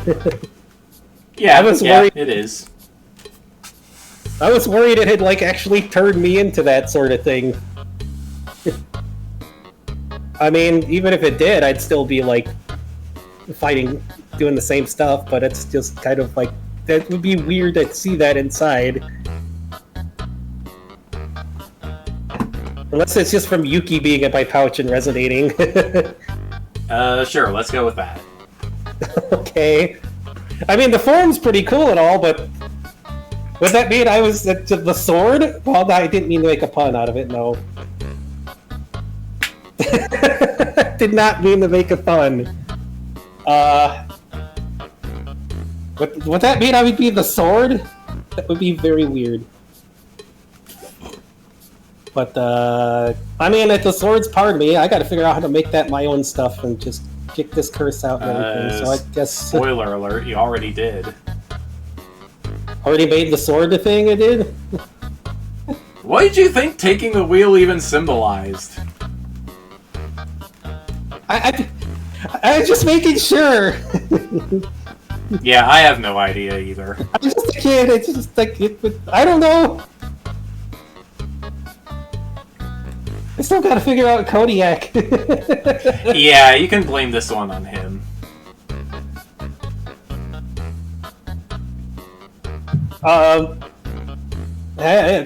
It's my fault.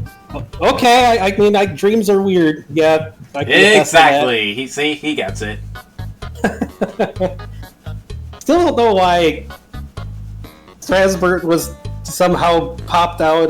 You managed to pop out a Toon Hero Bear, but whatever. I guess we'll figure that out later. Okay. I mean, as far as I can tell, somebody just pulled some strings to, I don't know, divert whatever it was he was trying to pull. Yeah. Or maybe he just thinks bears are cool. I don't know. Probably it. Unless he had like some secret like Toon Bear thing that he was always drawing and thinking about that he's gonna be mad that ended up. You stole my hero, Sona. No. That would be a thing he would do. Okay, well that's good. Well, even if the Stodu thing is in there or whatever's going on with the curse, then I'll just deal with it. Just make it like flesh and blood like I did with Yuki, because it's too cold just being made out of snow. I know, I guess it has its uses. Alright, well...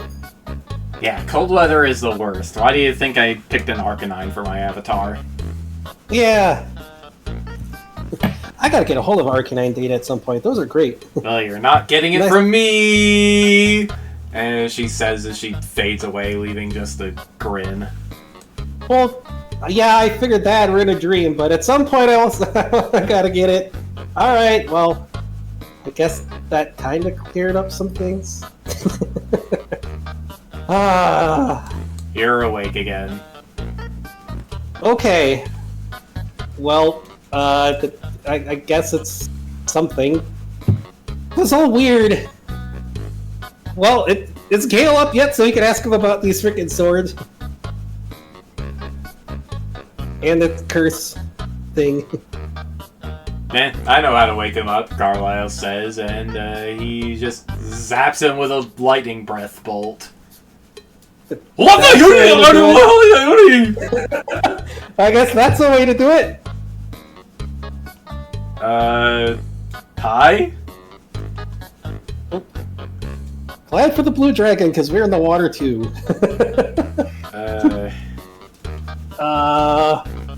We did the thing. Oh, cool. So, you got cool new ninja powers and stuff? Ninja powers? I don't know yet. I'm guessing the dragon stuff will happen when it needs to. Oh, okay, that's cool. I still gotta figure out like the stuff about the curse and this living weapon thing. So, yeah. Yeah, in my dream, I got lost trying to find the bathroom.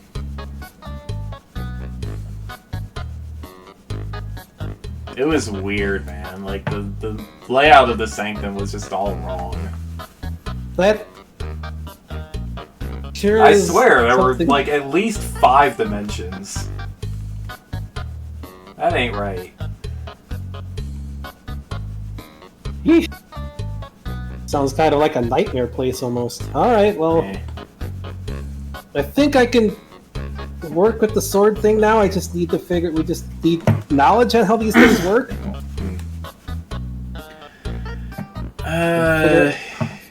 Like, about how magic weapons work in general, or about how the Sword of Ruin works, or How the sword of ruin and like the living weapon stuff. Because I mean, we gotta fight Shen Pao, and just touching something by fangs rain stuff. Like it seems kind of dangerous. There's got to be a way to counteract that, and I want to know how to use this thing because I'm making it I'm definitely making it into something that isn't just ruin. Like I don't know. Gotta find like a cooler name than Sword of Ruin. I don't know. Sword of Creation is kind of on the nose, but something.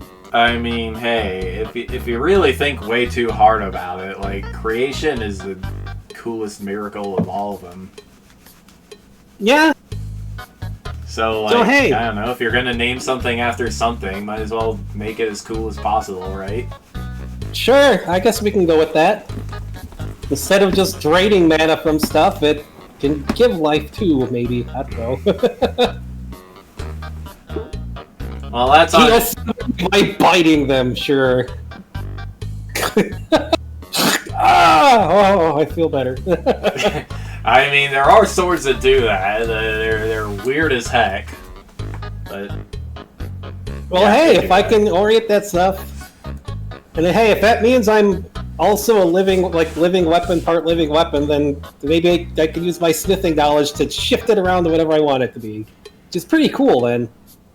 So, like, are you gonna do magic dentistry on yourself, then? Well... Because I don't think we have a dentist's office. I don't think they have to... Maybe they don't always have to be fangs here. Oh, okay.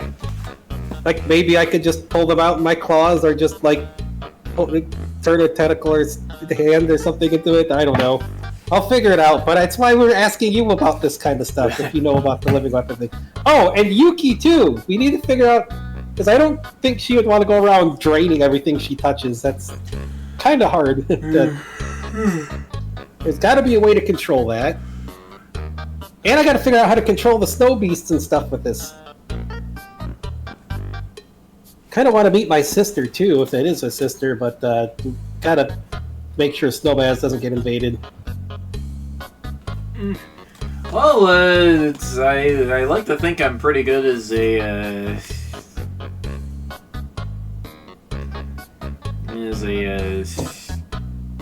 don't know, magic item guy. So yeah, let's get on up to the workshop and see what's up. All right, let's go. And then we could get Yuki some actual food, and so she can experience warmth for the first time, and she don't have to melt. I should have asked. Oh, I never asked. Well, she wouldn't have told me anyways who Yuki is, but. I'll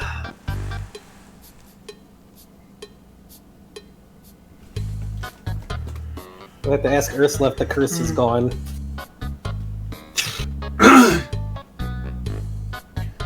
The way I see it, Bastion, like, if she is identical to Chen Pao, like, except for being a little girl, like, maybe okay, like, the world, like, Aisha said she's been around for about as long as the world has, right? Yeah. So, like, maybe whatever happened to remake the world just made a living creature out of a piece of Chen Pao?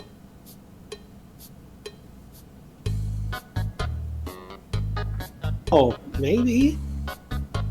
Wait, that would be... Does that mean she's his daughter? What? I guess that is what that would mean, yeah. And he tried to kill her? What the heck? What a jerk! I mean, we're talking about a soul-eating demon here. Sheesh. Well, there's no way Yuki's gonna end up like that. And there's no way I'm gonna be ending up like that, that either with this stuff.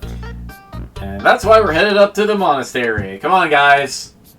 Let's go, yeah. looks like Gale is a bit more sober now. He's not bumping into stuff anymore. Well, that's good. Kodiak's gonna like hop on the ice trail to like claw skate along through the dragon style, which I've seen that happen in cartoons before. So the bears do it as well. Actually, it's quite a common thing. Is bears like ice skating with the claws? That's kind of silly. Carlisle is trying not to throw you off while you're doing that.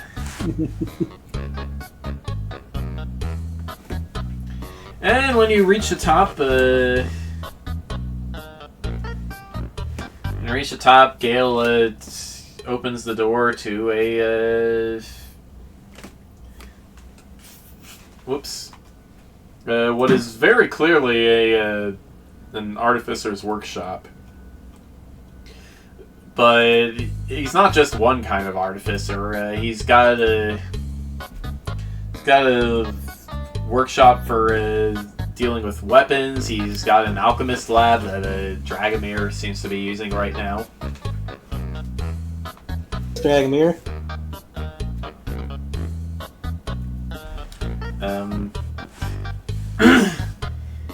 He's even got a pile of like robot parts over on that one table. Oh man, robot stuff, cool. Yeah, I never really got anywhere with that. See, that stuff I want to learn. That's like stuff in classes I'd take in school. I saw like the Rush kind of thing that was made, and like I want to be able to make that kind of stuff. I know smithing and make like some enchanting stuff, so this is right up my alley. And I think the natural evolution of smithing weapons definitely would go into making stuff like that. So, all right, what do we do here for you to take a look? All right, well, Gale slaps a big red button with his flipper, and a dragon-sized dentist chair pops up out of the ground, very cartoonishly. Oh. Okay. Well, this is kind of concerning, but okay. Let's lay in the chair, I guess. What is this? That must have been the wrong button. What is that supposed to be for? I have no idea. Okay, then... He slaps it again, and away it goes. Okay, then. So what do we need to do to take a look at it and all that stuff? He does like a little combination lock rotary thing with the button and slaps it again, and out pops a furnace. There we go. All right. Or actually, no, not a furnace. Well, let's just say it's like a table inscribed with just magic circles and lines and those kinds of engravings. So this here's my enchanting table. If you can pop some of your teeth out and plop them on there, we can see what exactly is going on with the magic here. That sounds and then we can hack it. Hack it, huh? Yep. Alright. What do you think these tentacles are good for, huh? Yeah, that's exactly what I use them for, so I can definitely help with that. Turn this sword around. And help Yuki, too. With hers. Alright, I don't know if I can remove these. Let me see. He'll try to get them out. Maybe... I don't know how in the world you're going to do that. Just, like, slide them out or something. Tie a giant rope around them and attach them to a doorknob, obviously. Ow! I don't think that's the best way about that. You got Kodiak with you. What's the worst that could happen? It sounds really painful. Just use the tentacle stuff to try to, like, slide him out or something, or put him in a tentacle. Yeah, that seems to work. Which as long as that head doesn't like melt when that happens, but it'd be kind of weird. All right, this work?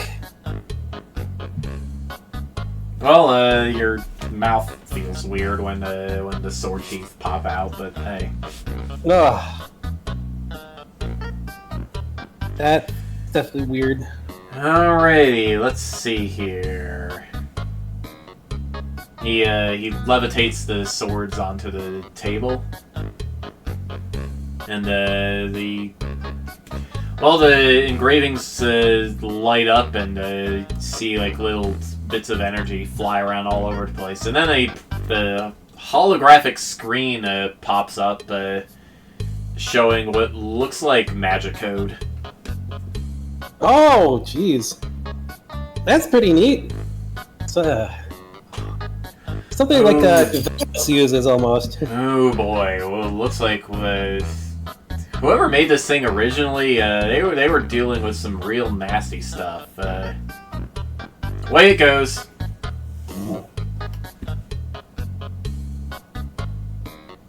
The way it goes, what, the nasty stuff?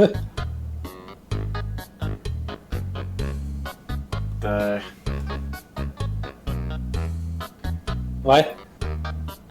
Can you even no, get you know what? No, let's see. Undo. There we go. The ice stuff is probably fine. We just gotta...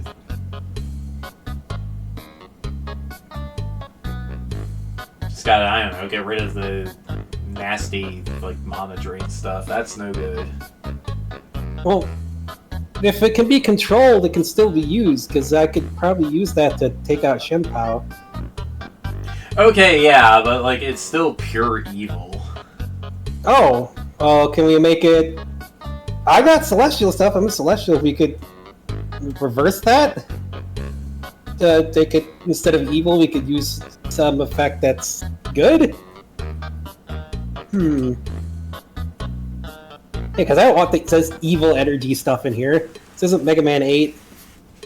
I'm not talking about the energy, I'm talking about the stealing mana. Yeah.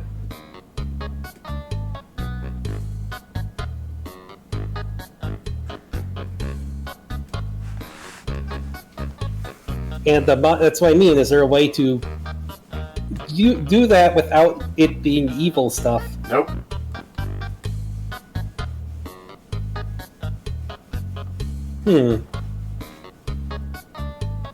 Shoot, so how am I supposed to... You don't believe me, it's well, probably written in the Book of Ren somewhere. Like, I was trying to figure out... Because I was going to use something that the cursed monster stuff could eat things, and then to basically drain Shenpao. But would he even have mana? Or is it something... Yeah, all living things do. Okay. The mana is life energy. That's, like, its definition. Right.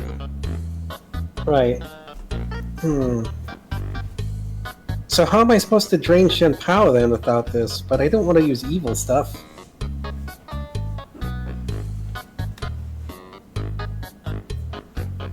Because what my dad was doing doesn't work, that's for sure.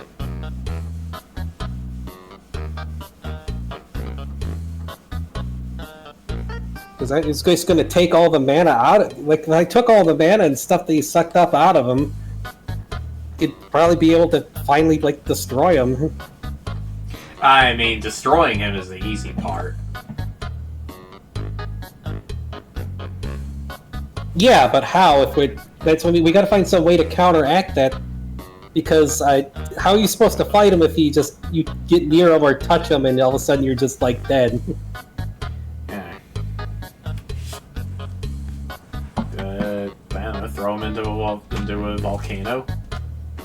Yeah, that works on most evil artifacts, right? You still have to fight him. That's what I mean. If he took out a big black dragon in like an instant, then something. Like, I want to make this weapon and this stuff into something like good. I gotta find. There's got to be some way. Wait, if it's a sword of creation, what if it can take the mana and turn it into other stuff? I mean, sure, like but stealing back mana into is the still world. wrong. It was. I'm saying it's stolen mana in the first place. What if you give it back to the people it was stolen from? Or give it back to the world. If you stole it from the world and you release the mana back into, like, expanding the world back into its size and using it to, like, restore the lot of... Because my world is missing a bunch of stuff. It's just empty in places. And how many people has he drained? Yeah, you know what? I guess that's pretty heroic. Alright, well, I mean, it's not his to begin with. That's what I'm saying. Like, you drain that out of him. And what else? What does he have left? Alright, so I guess all we really need is a way to, well, control the flow, I guess. Yeah. Alright, I Like, just definitely can't drain somebody completely. That'd be really bad. But I mean, you just want to be able to, like, free up that mana, get it out of him, weaken him, and then we can. Again, if there's a way to control the flow, then I'd be able to avoid being drained by him too, wouldn't I? If we can do that, because then I could just cut it off, or I just have to take it back from him. I don't know. Yeah, I'm kind of leaning more toward the latter thing. To take it back from him? Yeah. But hey, if you can blow up his body from a distance, you could probably just pick up the sword and do whatever with it. Yeah, but Kind of that's surprised nobody saw that. But that's kind of the problem, is if he gets in close, then, like, if something can just bite or slash something and instantly, like, kill them, that's a big problem. I mean, it's still a sword. I don't know if, yeah, I gotta look more into this. Yeah, like, how did he kill the dragon, that black dragon, so easy? Unless it's just because she was evil and it's easier for him to just sap that. Oh, yeah, no, take a look at this here. This thing just, like...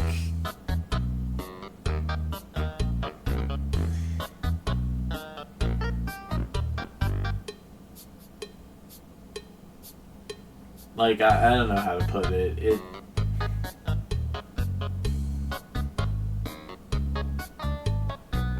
This is like more than piercing defenses. This is like negative defenses. The heck? Huh.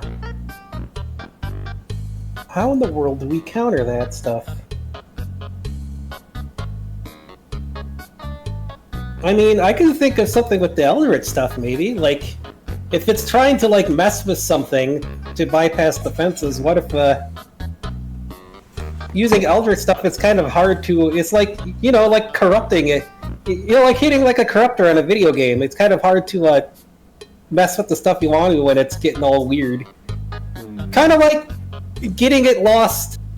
getting that effect lost in, like, trying to find its way to the bathroom, you know? Like in your dream.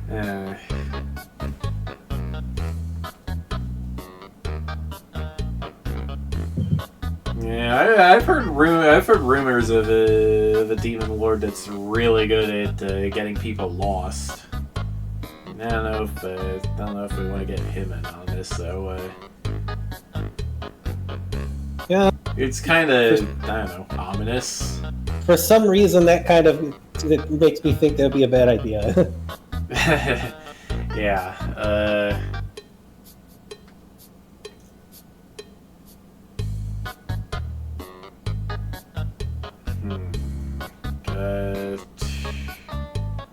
I mean, if we make you said something about like a tennis ball guy or something, right? yeah, Valos, why? I don't know, like if I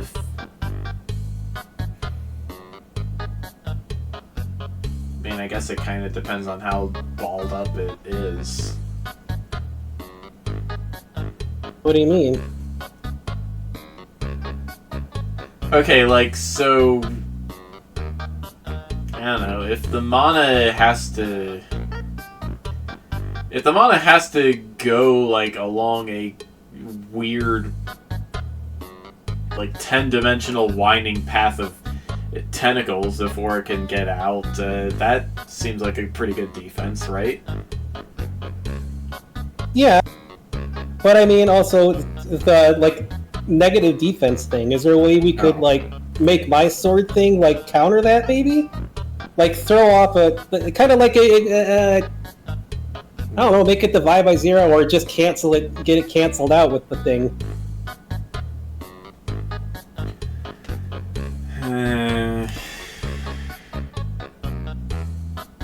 Because we have to have a way to counter the whole like being able to like one-shot anything.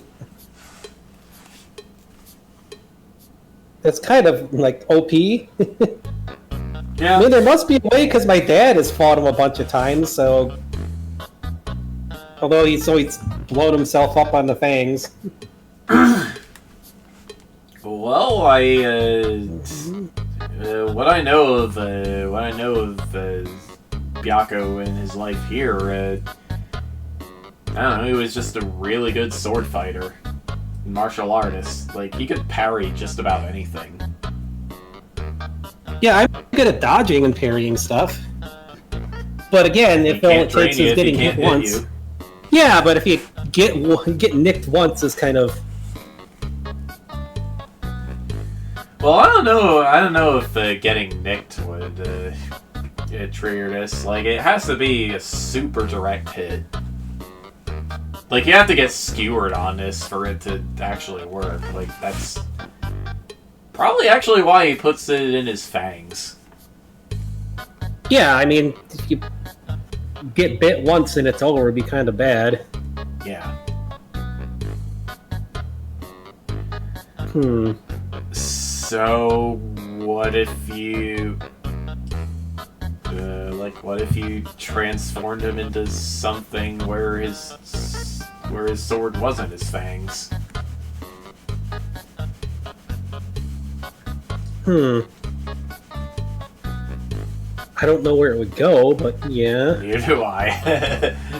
we gotta workshop some stuff.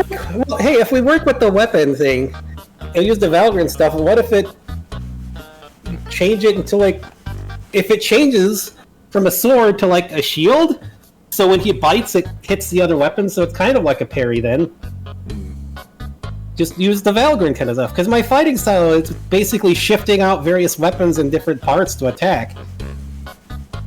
Like a flowing combat, so being able to shift, like... Like, I can do that with my Keyblades. You have a Keyblade? Yeah. Gimme. I don't know if anyone else can touch it, but... I don't need to touch it, just like put it on the table next to the other thing. It's kind of a special one, but okay.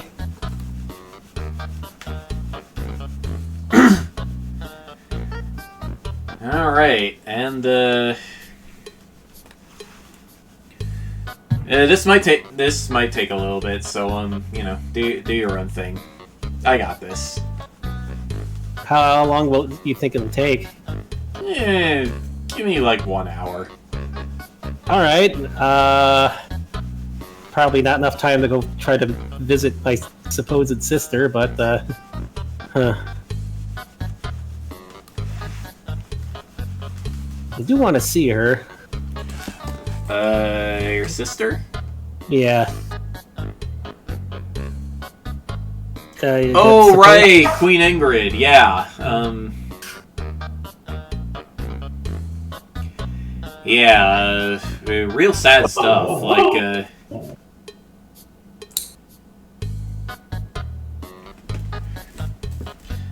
So Ingrid's mom, Safari Queen Olivia, she had this, this romantic fling with Byakko. I mean, it was looking pretty good here. Like, everybody was pretty happy for her, but then he just leaves one day. He left behind a really important keepsake that I guess would have gone to Ingrid if the leopard tribe hadn't stolen it. Stolen keepsake, huh? Yeah, some bell thing or another. Oh, wait, this? He pulls out the bell. Probably, yeah. Oh. Byakko's big bell. I have it. I turn it into a keyblade, kind of, but yeah, it turns people into cats and stuff. How the heck did it end up on my? Well, that means Dad found it. He got it back again. Then, if that is the same thing, I don't want to ring it because you would turn into a cat. Would I be a cute cat? Probably. Yeah. But we need you working on this thing for now. So, I'm working on it. All right, so yeah, I don't know if we got enough time for me to see Ingrid. I know they need to warn the other netherworlds about the. That depends on if she's attack. It depends on if she's even in town and not out on a hunt or something. Oh, I wouldn't count on it. Shoot. Well, I know we needed to warn the other netherworlds too about Shenpao's attack, but all right. Well, we'll have to find something to do in the meantime, I guess. I definitely want to meet with her. And I'd drag Dad over there to see her too if I have to. Kind of surprised he hasn't gone to visit. I guess it's kind of awkward after you've died and isekai'd. Yeah. I don't want to go anywhere near that super reincarnation stuff. Sounds like kind of a drag after long enough. It sure does. I mean, I wonder if that's partly how I came back after the world ended. I get dragged into that too, but... Alright, well... Great job, Luna. I don't know what else there is to do around here, but... Well, there's the library. If you like, I don't know, reading books and stuff. Yeah, sometimes. I mean, I like, Here's the beach. Could train with some of the acolytes. Magic stuff, you know? Oh, this is the magic place in the 7 stars. Well, I do need to figure out my dragon magic. I still have it, even with stuff, so... I don't know if they can help with that. We got a couple dragons.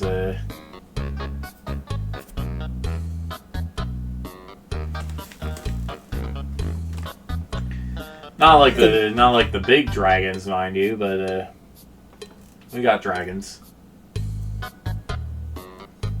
So for like the Makai dragons are like the fluffy dog-looking ones. But okay, I like smithing and all this kind of stuff too. But woof! Is that the snow wolf barking again? Now you tell me. Well, dingus. All right, well, I guess Carla, is there anything you want to do? We could. Yes, actually. We should go check out, and we should go see if there are any cookbooks in the library. Oh, sure. Yeah, maybe there's some smithing recipes and other stuff in there too. I guess we can do that. Or And once Yuki magical wakes up- meals. Ever cooked yourself Ooh. up the hero's feast? No. If there's any ways to like cook with like septium and stuff too, that'd be nice. But my dragon stuff has had me eating weird things. Combined with the curse monster, I can eat pretty much anything.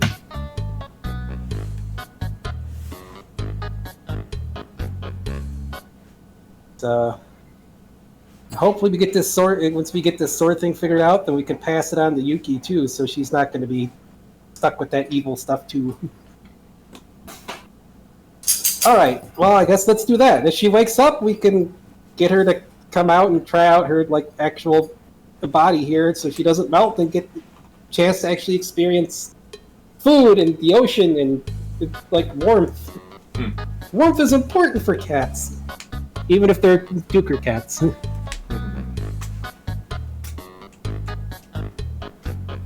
All right. I guess that's what we're doing then.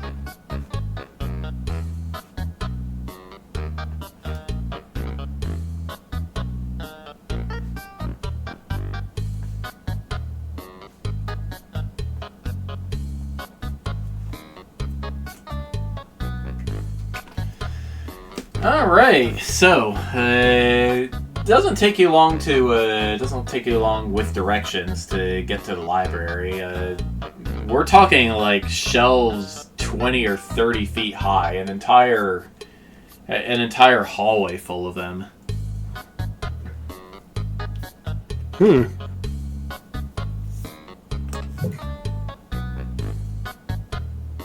Whoa, that's a lot of things. Yep. I guess we gotta. Yep. The Prinny librarian helps you find the section on cookbooks. See cuisine from all different, what you assume are different clusters within Disgaea, and even some from mortal worlds. It's definitely stuff I've never heard of before. If it's tasty, that'd be great.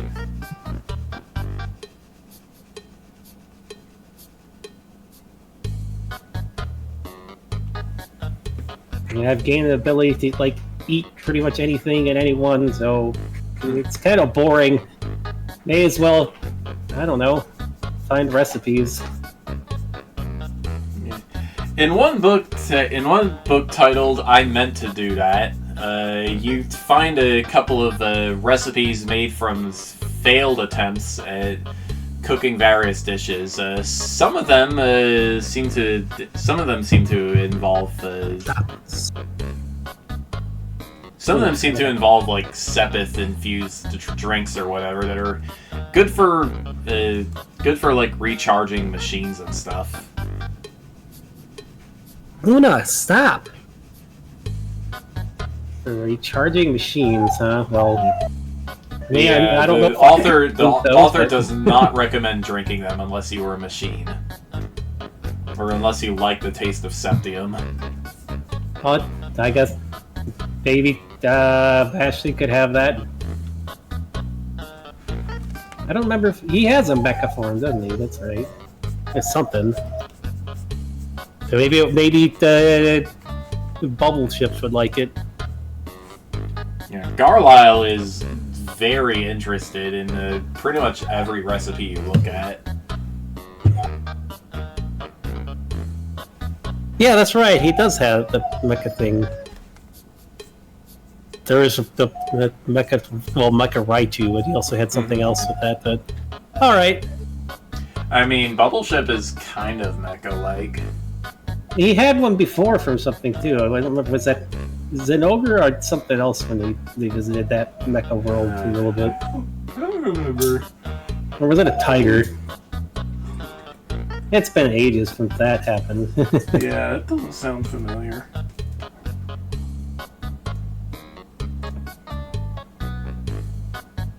Yeah, they had visited the mecha world at some point.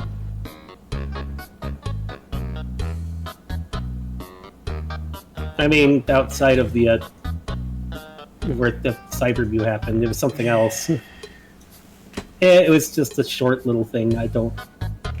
Oh, Not right, exactly. the Mecha Kaiju place where the light thing first came out. Yeah.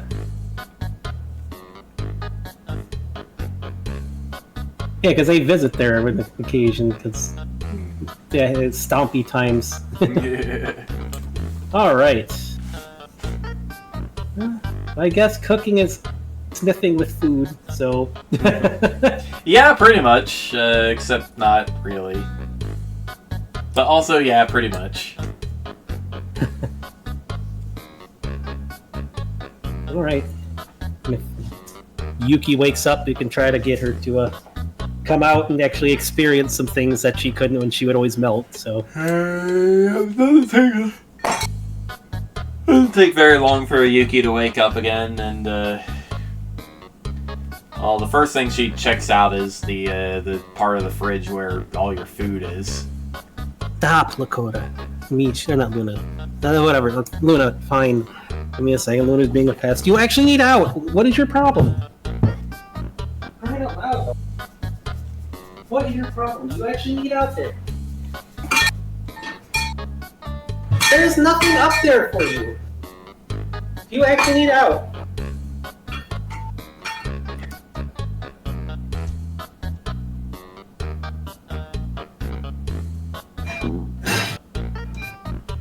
Please, God. Come here, Lakota. Come on.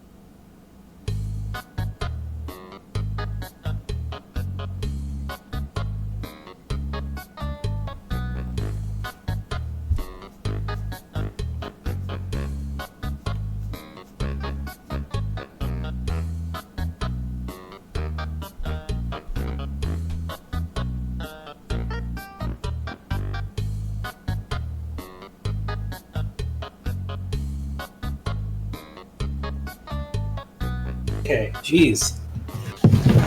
Is that better, Coots? Alright, I'm here. Hello. Hi, I'm a pain in the butt. Alright, so yeah, Yuki is awake and checking out the rest of your fridge. Hey! Oh, yep, she's awake and hungry. Hopefully we have some carnitas and stuff left over for her. You do. Alright.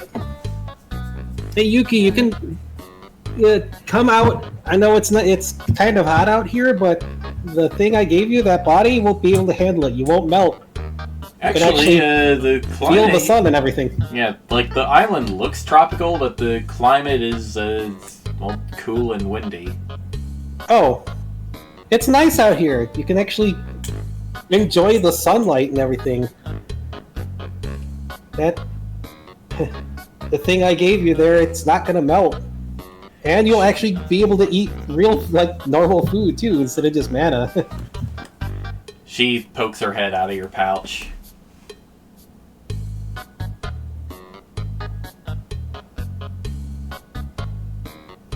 Come out, it's safe. She climbs all the way out, stretches.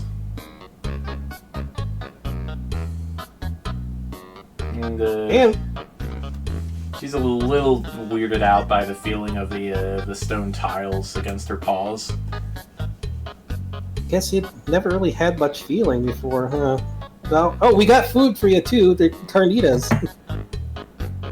Like you actually eaten before outside of just mana? She sniffs at the food and looks up at you, a bit confused. Okay, it's like, here, he shows her how to eat just in the mouth, just chew it up, and you can swallow it and be able to taste it and everything. She does that. And she finishes the entire pot pretty quickly.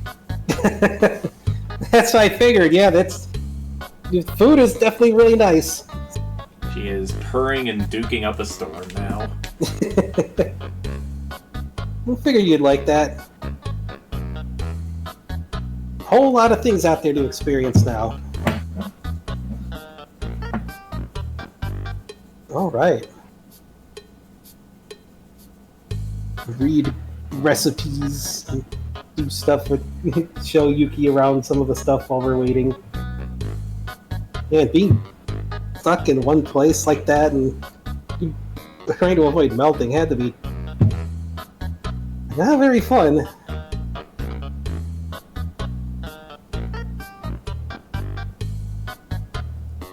Right, we're just waiting for the news. At one point while you're reading, Yuki slips away and tries to pounce on the Prinny, but he just barely manages to get away and it falls off the library desk and blows himself up.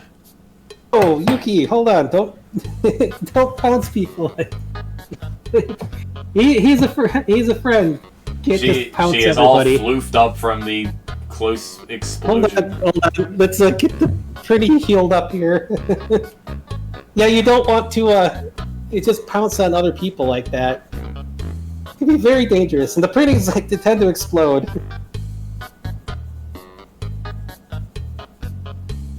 And I guess you haven't been around a lot of people before, but it's a work in progress. She stays close to you for the rest of the hour.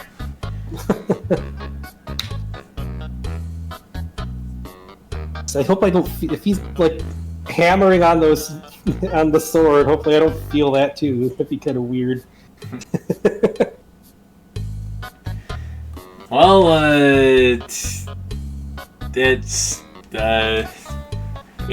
you know the hour is up when your Keyblade just teleports back into your hand while you're reading. Hey, it must be done. Yep, it doesn't look like the Kingdom Key anymore. It looks like, well, it looks like a Keyblade version of the Sword of Ruin, but it's white and blue instead of like what the heck Chen Pao's fangs look like. I think it was like silver green or silver and blue or something like that. I don't know. Yeah. Instead of black with the blue engravings, it's white. Oh. Hey. I mean, I still got the Kingdom Key though too. No?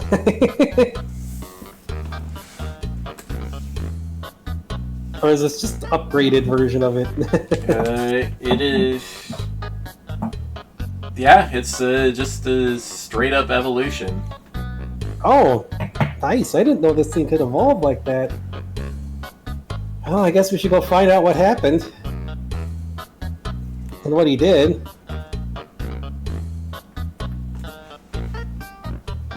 I mean, the fangs didn't suddenly just pop in.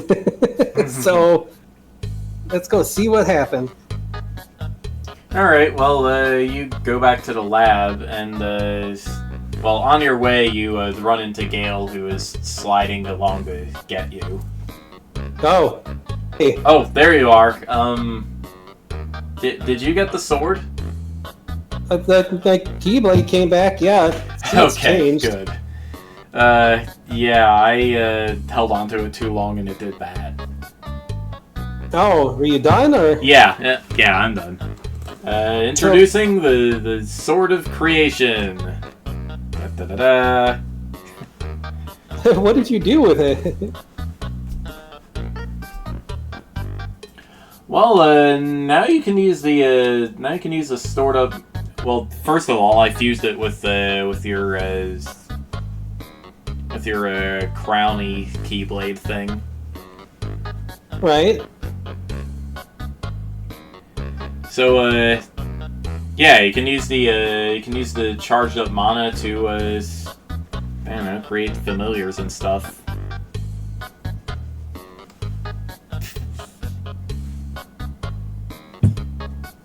Okay. Or, you know, just plug it into like a reincarnation machine or something and make actual minions. Oh, I kind of can do that by eating things or shoving in my pouch. Oh. So, in other words, it doesn't really do anything new. Well, I mean, if I'm taking yeah, I did what you said, and it can turn into a shield now. All right. And he shows you how to get that done. Okay. And yeah, and the graving, when the Keyblade is in shield form, it's got 2 Greek letters on it, a key and a row. So that's pretty cool. I see. Yeah, because I know I could change the Keyblade into different things. I've seen that done before, so that's good. So yeah, you can throw the shield and have it boomerang back to you. It'll protect you from just about any magical weapon too, like even including a magical effects. Like whatever that other Keyblade was, it was some powerful stuff. That is like the Keyblade, the Kingdom Key it was called. Huh. How'd you get something like that? I got it from Mr. Lion at Aslan. I might have had it even before. Oh. They just... Guess I probably always had it, but I'm sure it came from him. I hope he doesn't mind what I did with it. Because yeah, this is something new now. I mean, I'm sure if he minded, it wouldn't have worked. Yeah. I sure hope so. I mean,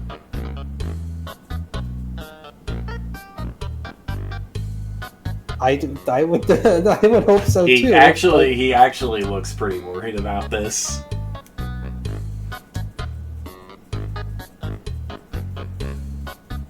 I mean,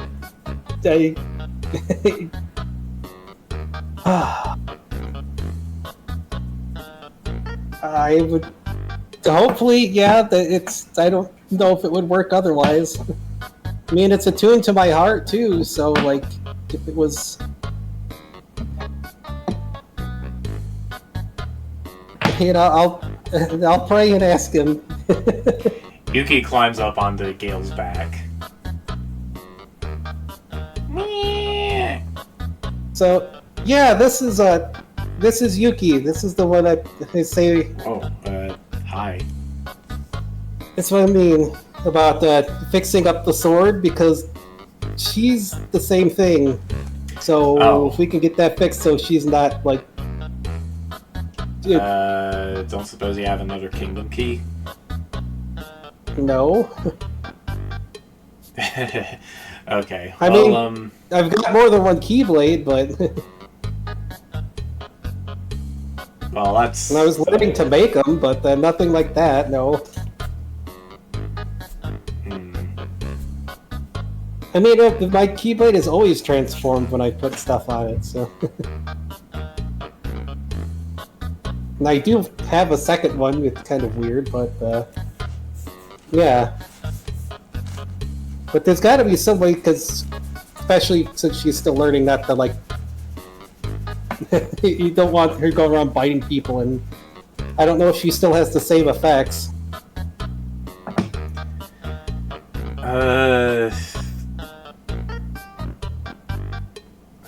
Never put a.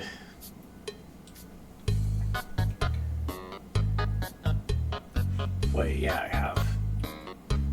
Well, if we can get her to hold still, I can take a look at it.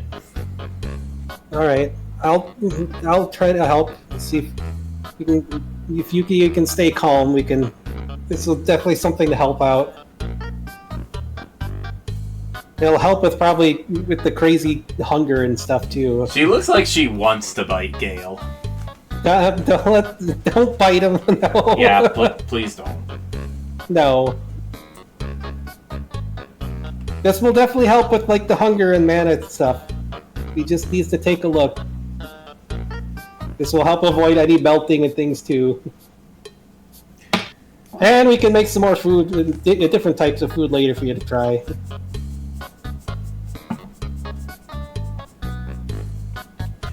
Alright, well, he takes Yuki back to the lab, and with some catnip, you're able to convince her to lie down on the operating table. Oh, jeez. He brings up the holo screen and takes a look. Oh yeah, this code is about the same. I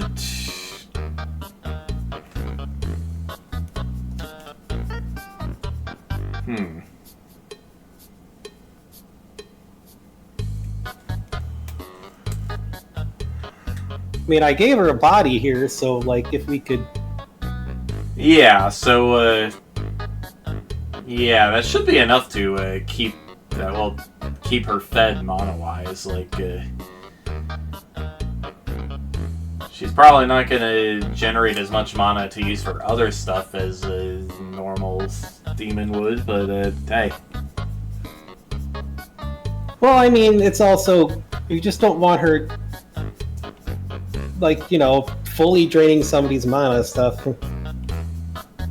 You know, the evil stuff. Yeah. Alright, so, I mean, we're making her, like, the actual, like, living creature and not just the sword, so. Alright, well, let's see here. He copies over some of the stuff he saved, and,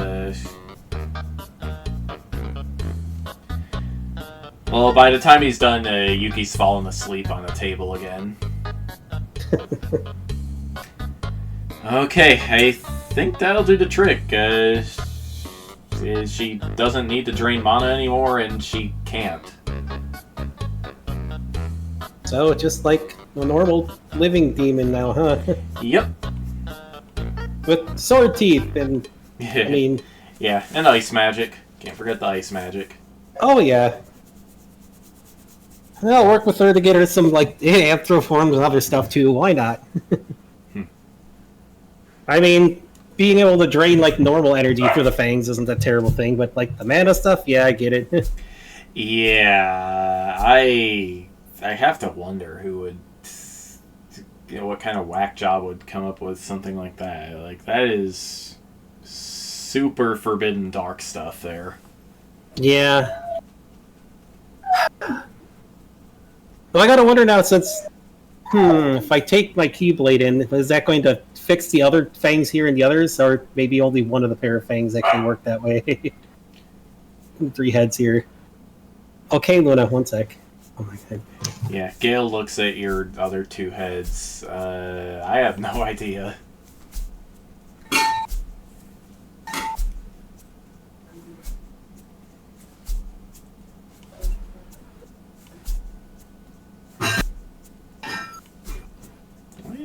When we're done, I'll play with you a little bit. I'm not going out there to play right now. You don't bark at the door to get me to go play. Alright, there. Sheesh. Dog.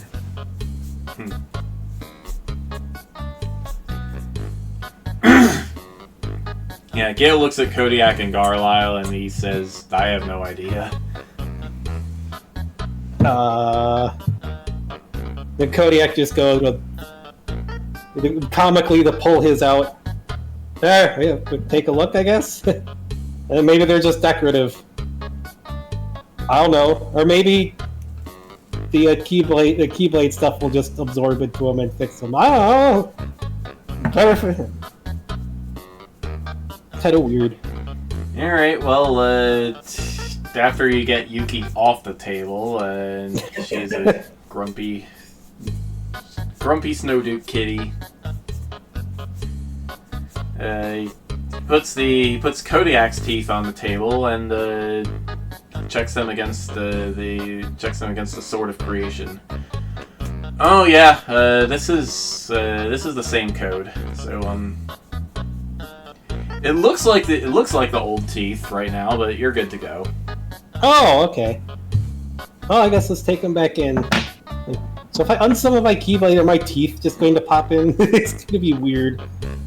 Yeah, it's already weird or missing. Alright, well, I'll pray and figure out to see if Aslan's okay with this. I mean, I don't think it would have worked otherwise. I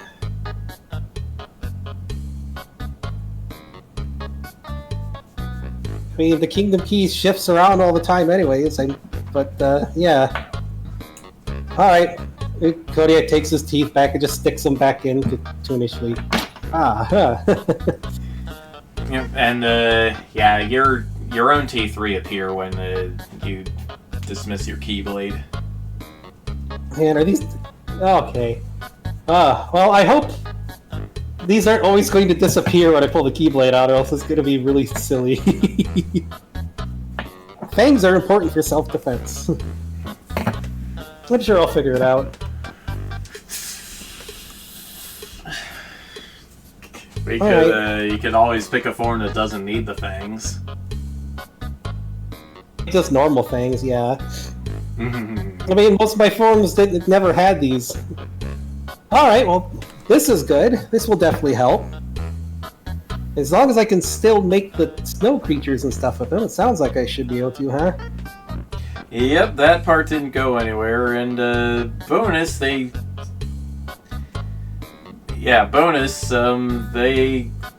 will actually listen to you without a fight. Good. That is definitely good. Don't need seals trying to plop on top of people. Ice seals that I made on accident. Hey, more seals is good. Yep. Well, this is good. This should definitely help with the fight that's going to be coming up. I wish I could talk to my sister. I'll have to do that at some point. I guess if I ever end up a seal again, I can come here to visit and learn some stuff. Heck yeah, bro.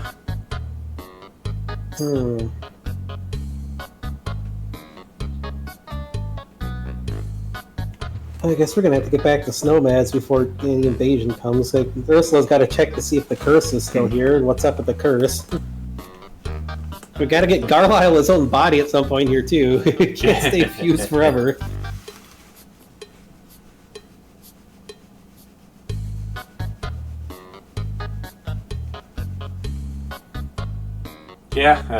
Yeah, this is fun, but it's got to not be a thing at some point, huh?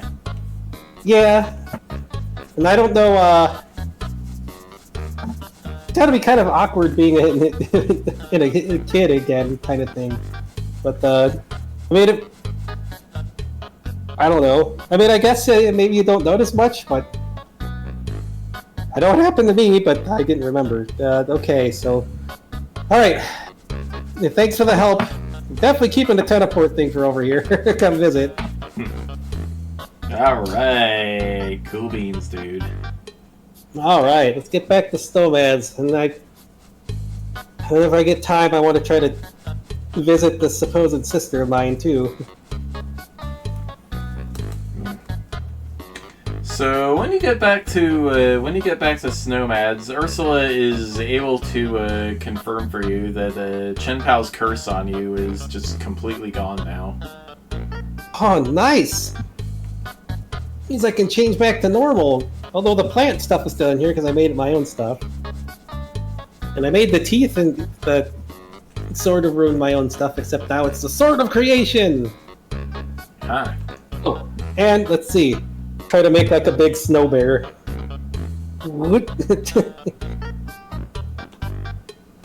Let's see if this works. Yep. Well, you make the bear, and hey, Ursula takes a look working. at it.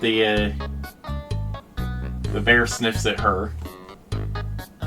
it's working, and it's not just attacking randomly. Yeah, those seals were a pretty big help, by the way. Oh, Although, nice. Timbo ended up smashing most of them. On purpose or an accident? Jeez. Probably an accident. Ah, jeez. Yeah.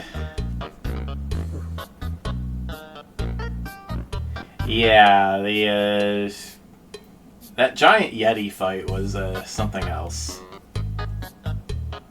Giant Yeti? Yeah, we got attacked when we were down there. Oh man.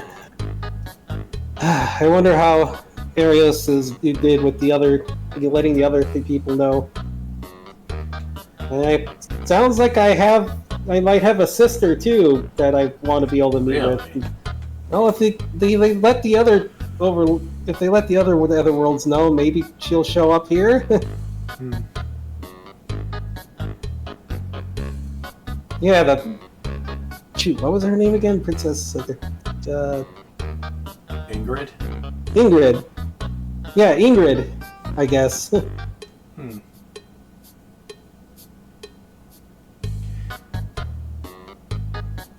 I guess Dragomir's gonna be at the lab for a while longer. I guess so. Alright. You can ask him what his plans Well, it's not like the invasion's gonna be today, probably. Hope not. What do we do until then? I could try to meet with my sister, maybe. I don't know. Yeah. Getting to know the other overlords sounds like a pretty good idea to me.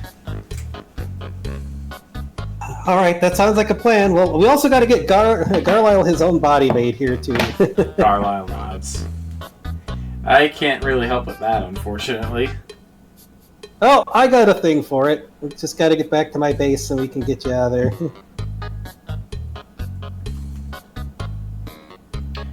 Alright, you have to guess it's probably getting pretty late back in Dragon Dice.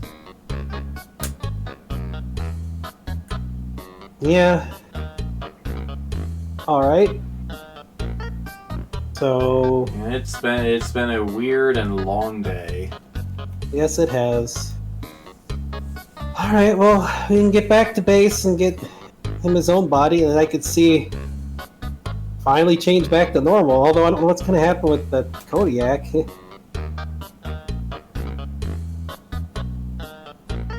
Garlisle and Ursula both look at Kodiak. I'm only out because of the extra head, so may I just go back to being werebear stuff, I guess? I don't know what wakes me up or make you bear out, but hey, I guess if you ever need me, just grow another head or something. I mean, I'll be there protecting your mental space and dreams and all that. You are quite the odd character, Kodiak. But, nice meeting you. Did just come to be, so I have a lot of self-discovery and trying to figure out too. I mean, we didn't even get to meet in my normal fairness, my normal forms, as I've just been in the dragon here, but hey. Oh, I got an idea. He tries to extend out the neck and just like throw the head into his normal bear form, except tail is like attached to the neck. Just really weird sort of effect. What? The bear, the snow bear, stands up on its hind legs and makes a weird face at you. I mean,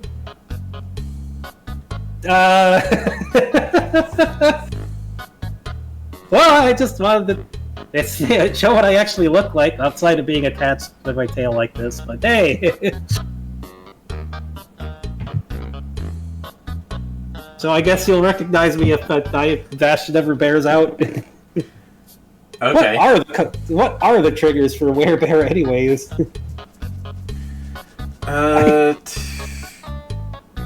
Usually to do with things that bears find tasty.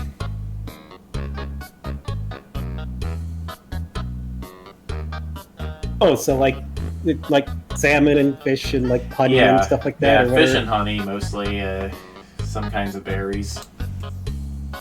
Getting angry or something. I don't know what else causes that sort of thing. No, it's usually just food. Just food?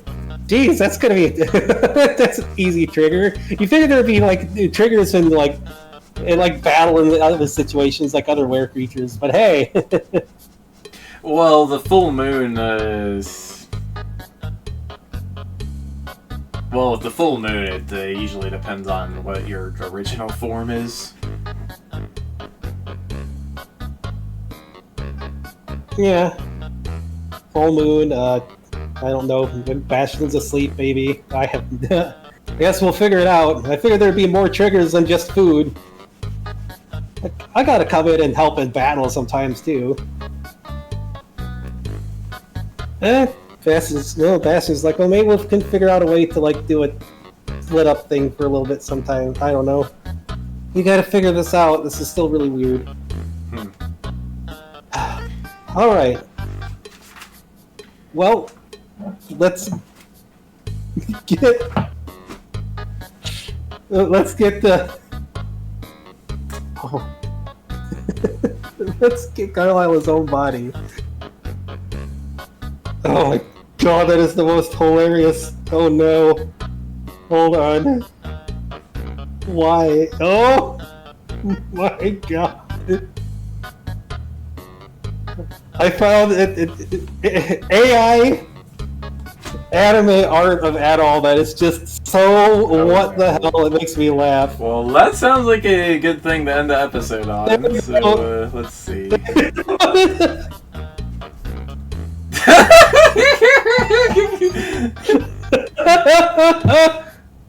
I don't even know what that is, but it's just... It looks like a super deformed Adol with normal Adol hair.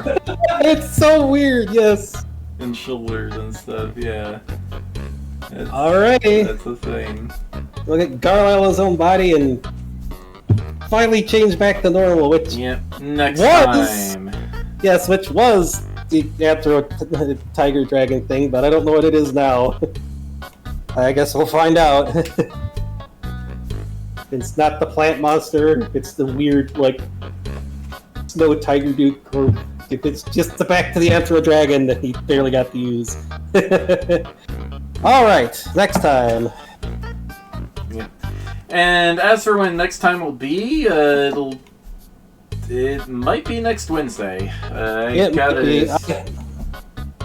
Yeah, I have a lot of reorganizing to do with my thing to figure out how to do my campaign. Yeah, I gotta get back into the groove of writing, but I'm also gonna be out this weekend, so any time that I would have spent streaming will balling out will probably go to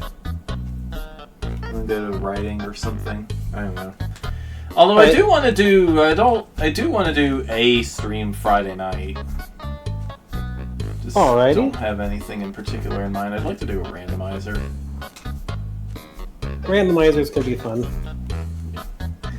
Alright. Maybe I'll do Lego again. Or Super Mario World.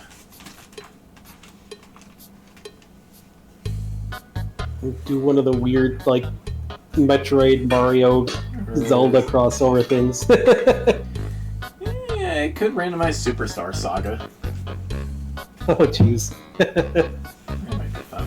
Alright, well, that's gonna be it for me. Good night, everybody. Thanks for watching. Alright, I'll be back on Saturday with something at least. So. I'll probably be back tomorrow with all the droids if I'm feeling puzzly. Alright. If not, Epic Battle Fantasy. Alright. Luna, you were just out. Alright. Everybody stay well, be well. I'll see y'all next time. Bye-bye. Bye. She knows I